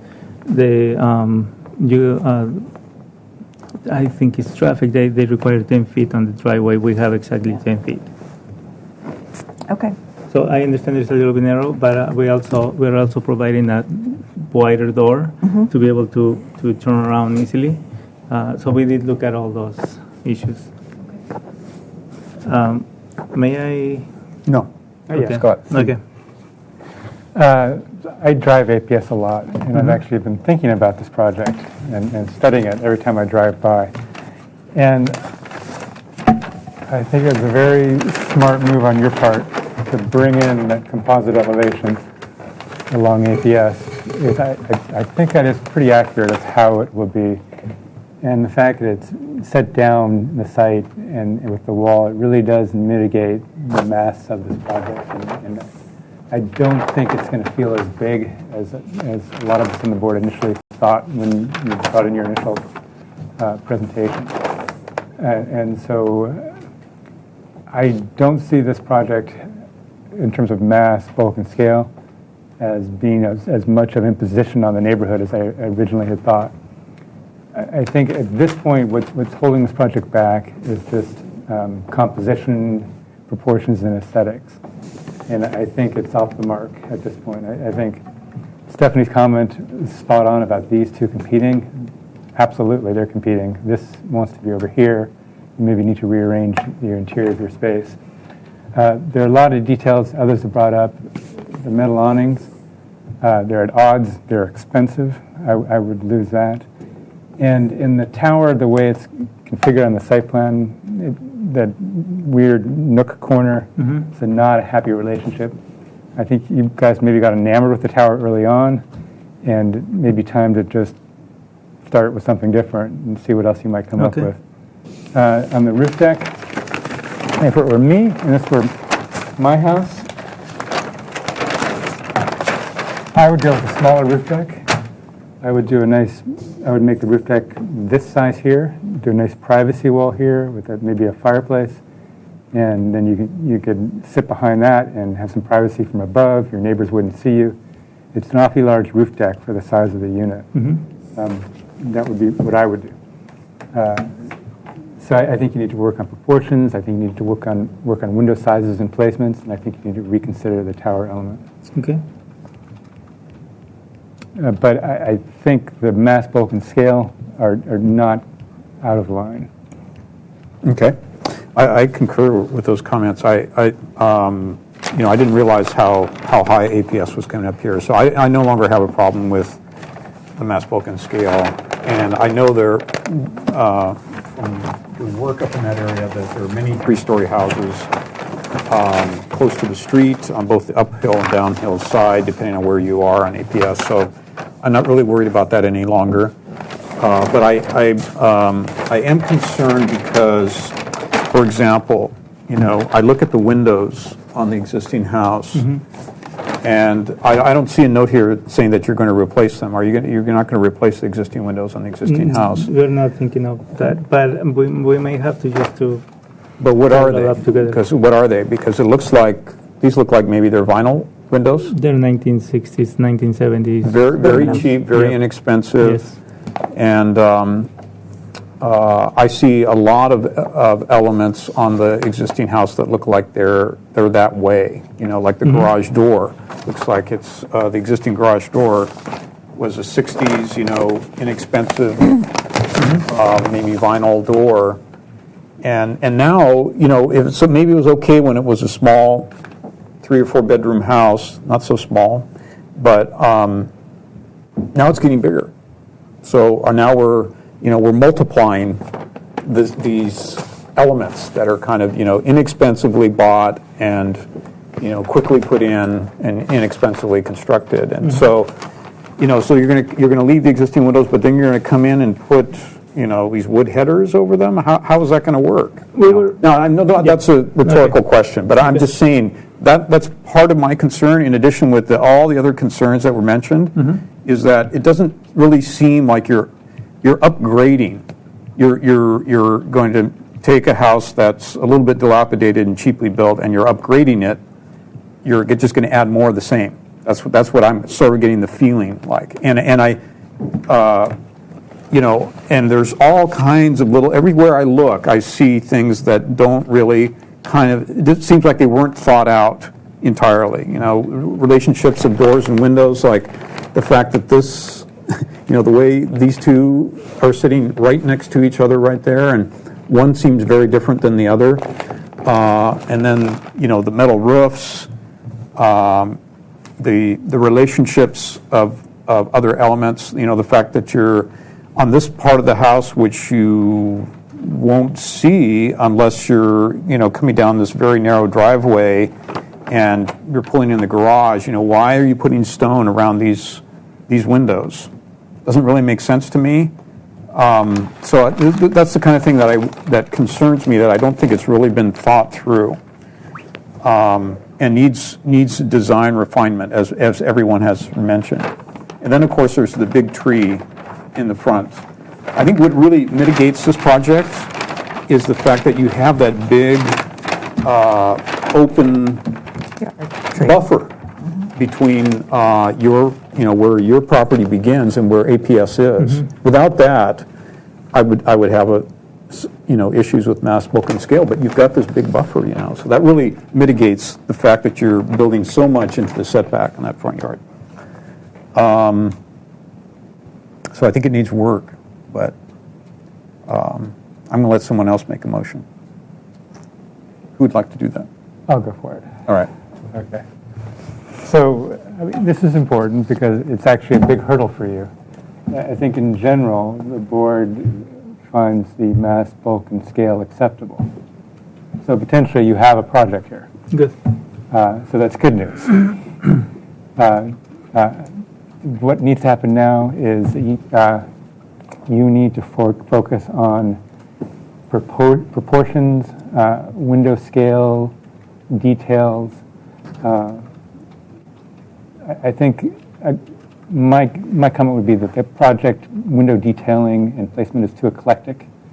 It needs to be more unified. You have 5 or 6 different window treatments. I mean, you could get by 1 or 2, perhaps.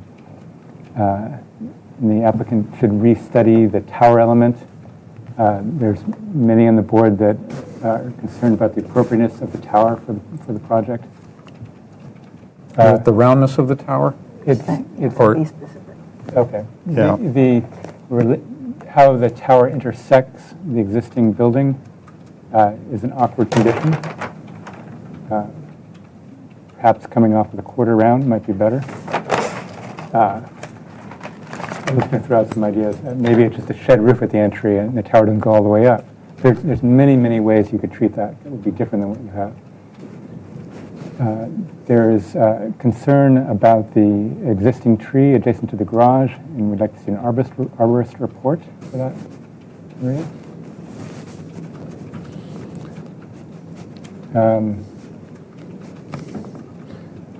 And the concern about the driveway. He says it works. I haven't measured it. What more do we need to verify that? I think it's Scott, fine. I think that one concern that would answer a lot is we need to really have every drawing show elevations based on the surveys rather than just calling out heights. Okay. I really think there needs to be some continuity between the drawings. So a section longwise through the existing house and the new structure with elevations that relate to the elevations on the survey would be very helpful for us in our review. What's the motion? The motion is, do you want to come back in 2 weeks or indefinite? I want, actually, no, not in 2 weeks because I have a trip, but Indefinite condition. Okay. I will second that, and I can't remember what I was going to say now. I would say we need to say something about the modification being acceptable, because it seems acceptable if the arborist report deems that can verify that the work underground will not affect the tree root. Okay. It's a good comment. I think also some preliminary earthwork estimate needs to be done. Just throwing numbers out, it's about 800 cubic yards, but it could be more. And how would that affect our review of the project? Well, it affects the analysis from the it's on a hillside, and it would affect how staff reviews this project. Okay. That's going to be super expensive to get all that dirt out. Staff assessment anyway. Question for Jaime. Go ahead. This isn't zoned for AUD, is it? No, this is R2 lot. Okay. How many board members are okay with a round tower element, or half round, the way it's designed?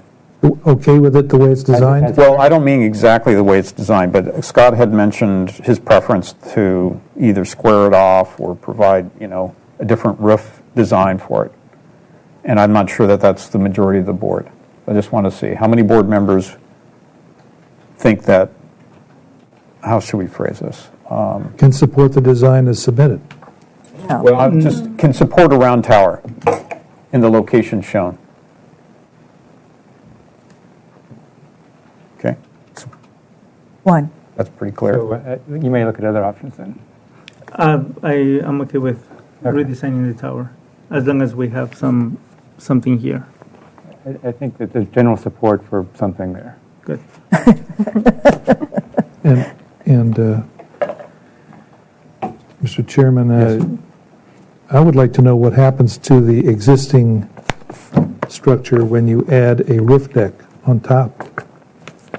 That is going to either impact the cost of the project significantly, or it's going to add to the height of the building. Well, we can't ask him to have a structural analysis done at this point. Not the preliminary. We can advise him, but we can't, We say can it's recommend it? required. Okay. No. I mean, we've already made those recommendations in the comments. See, I take an issue with this because we've been down this road before, and what happens is that the applicant spends a lot of the client's money detailing a building and then finding out after the fact that it can't be built the way it's detailed. That's just, to me, cart before the horse. I think you've made your point very clear. I said that in the comments. I said that in my comments too, and it's not for us to put it in a. I mean, if they don't do the roof deck, it's essentially the same design for us, right? Yeah, I think it only improves the project if, if the deck can't be I done. have a problem with that comment. You have no idea of my relationship with the owner. You are implying that I am in some way being dishonest and not giving her the full picture. Not at all. That's not at all the case. No, he was just concerned that the design would change once you found out how much it would cost to actually do what you're showing. Yes. But you know what? It's not going into the motion that way. You're not being required to get a preliminary structural design for that deck. It's just advisory. We're just. I understand. I just do take offense to comments like that. Okay. I find myself in a place where I get comments from several different people that some are concerned with elevating the quality of the building. At the same time, some are concerned with how much the owner is spending. I am considering all those sides.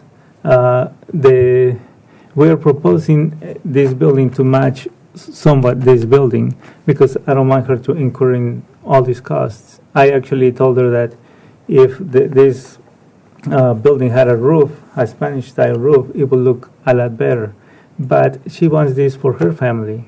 We're trying to add something to. I mean, it's an R2 lot, and we're trying to for her to build something for her family. But at the same time, we have to consider, and I do have to consider, and I am considering how much it's going to cost her to do that. So it's not personal. I understand your concerns. It's just that the comment that you made, I find it. So you have to understand that I'm just a member of this board, and I am an engineer, and I know how things work, and I know what's coming. Yes. So I'm actually, by speaking this to you, I'm actually helping you, because you're going to walk into this thing and not know what came down. Okay, we need to wrap this up. So we have a motion and a second. Do we need to clarify what that motion is? Are board members comfortable with the motion? Ready to vote on it? Just a quick question for the applicant. You have a pretty good sense of what we're looking for at this point? Okay. Except I do have a question because I don't want to come back and do this dance again. See, you seem to be very familiar with that neighborhood.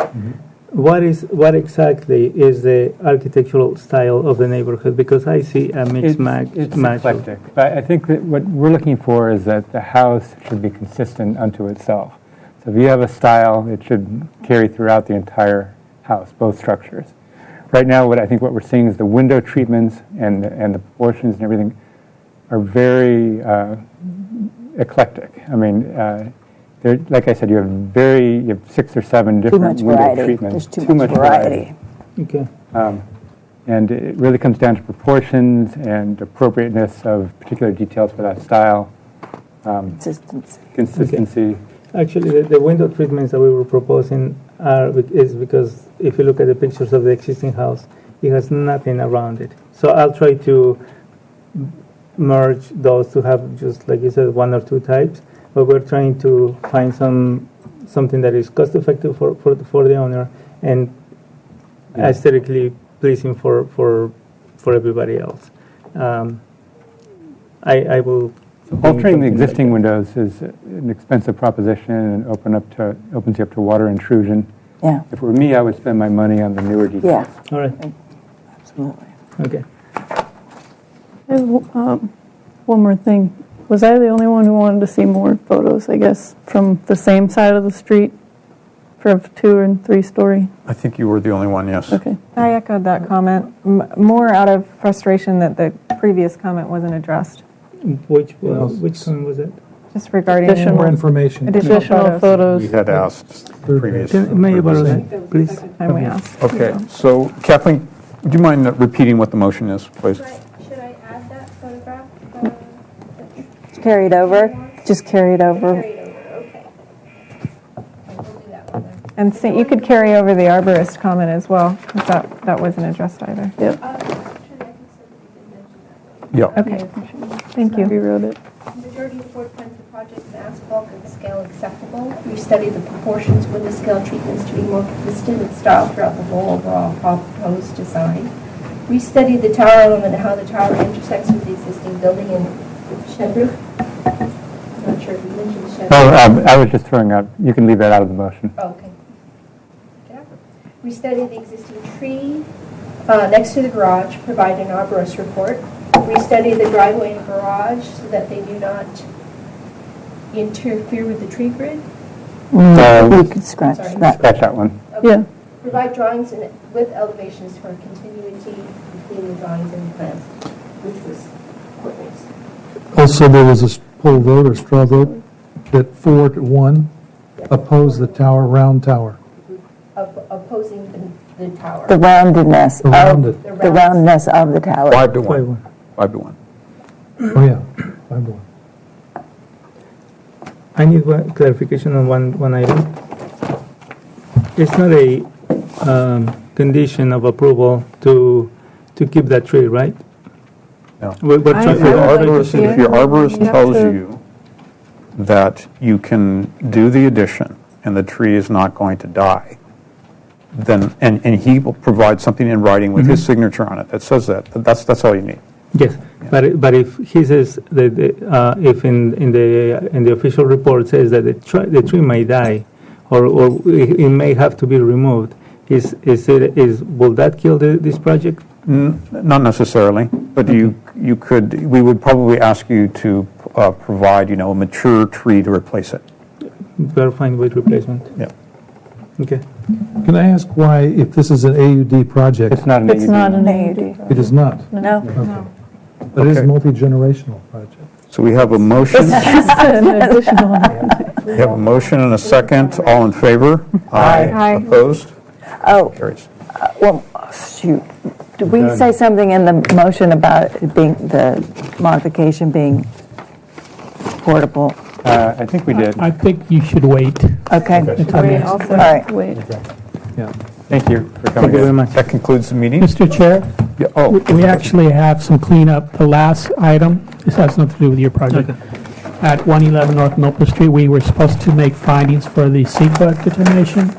So we can just open that item back up and make those exemption findings that are typically. I thought we did Oh, I that. thought we did that. No, that was in the It's a previous different one. It's a Okay. different project. All right. Things work. So we'll reopen item 4, 111 North Milpa Street, and include as part of the motion that the Architectural Board of Review finds the project qualifies for an exemption from further development, from further environmental review under CEQA guidelines.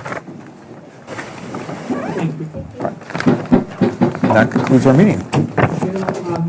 And it soon ends, we're waltzing in the wonder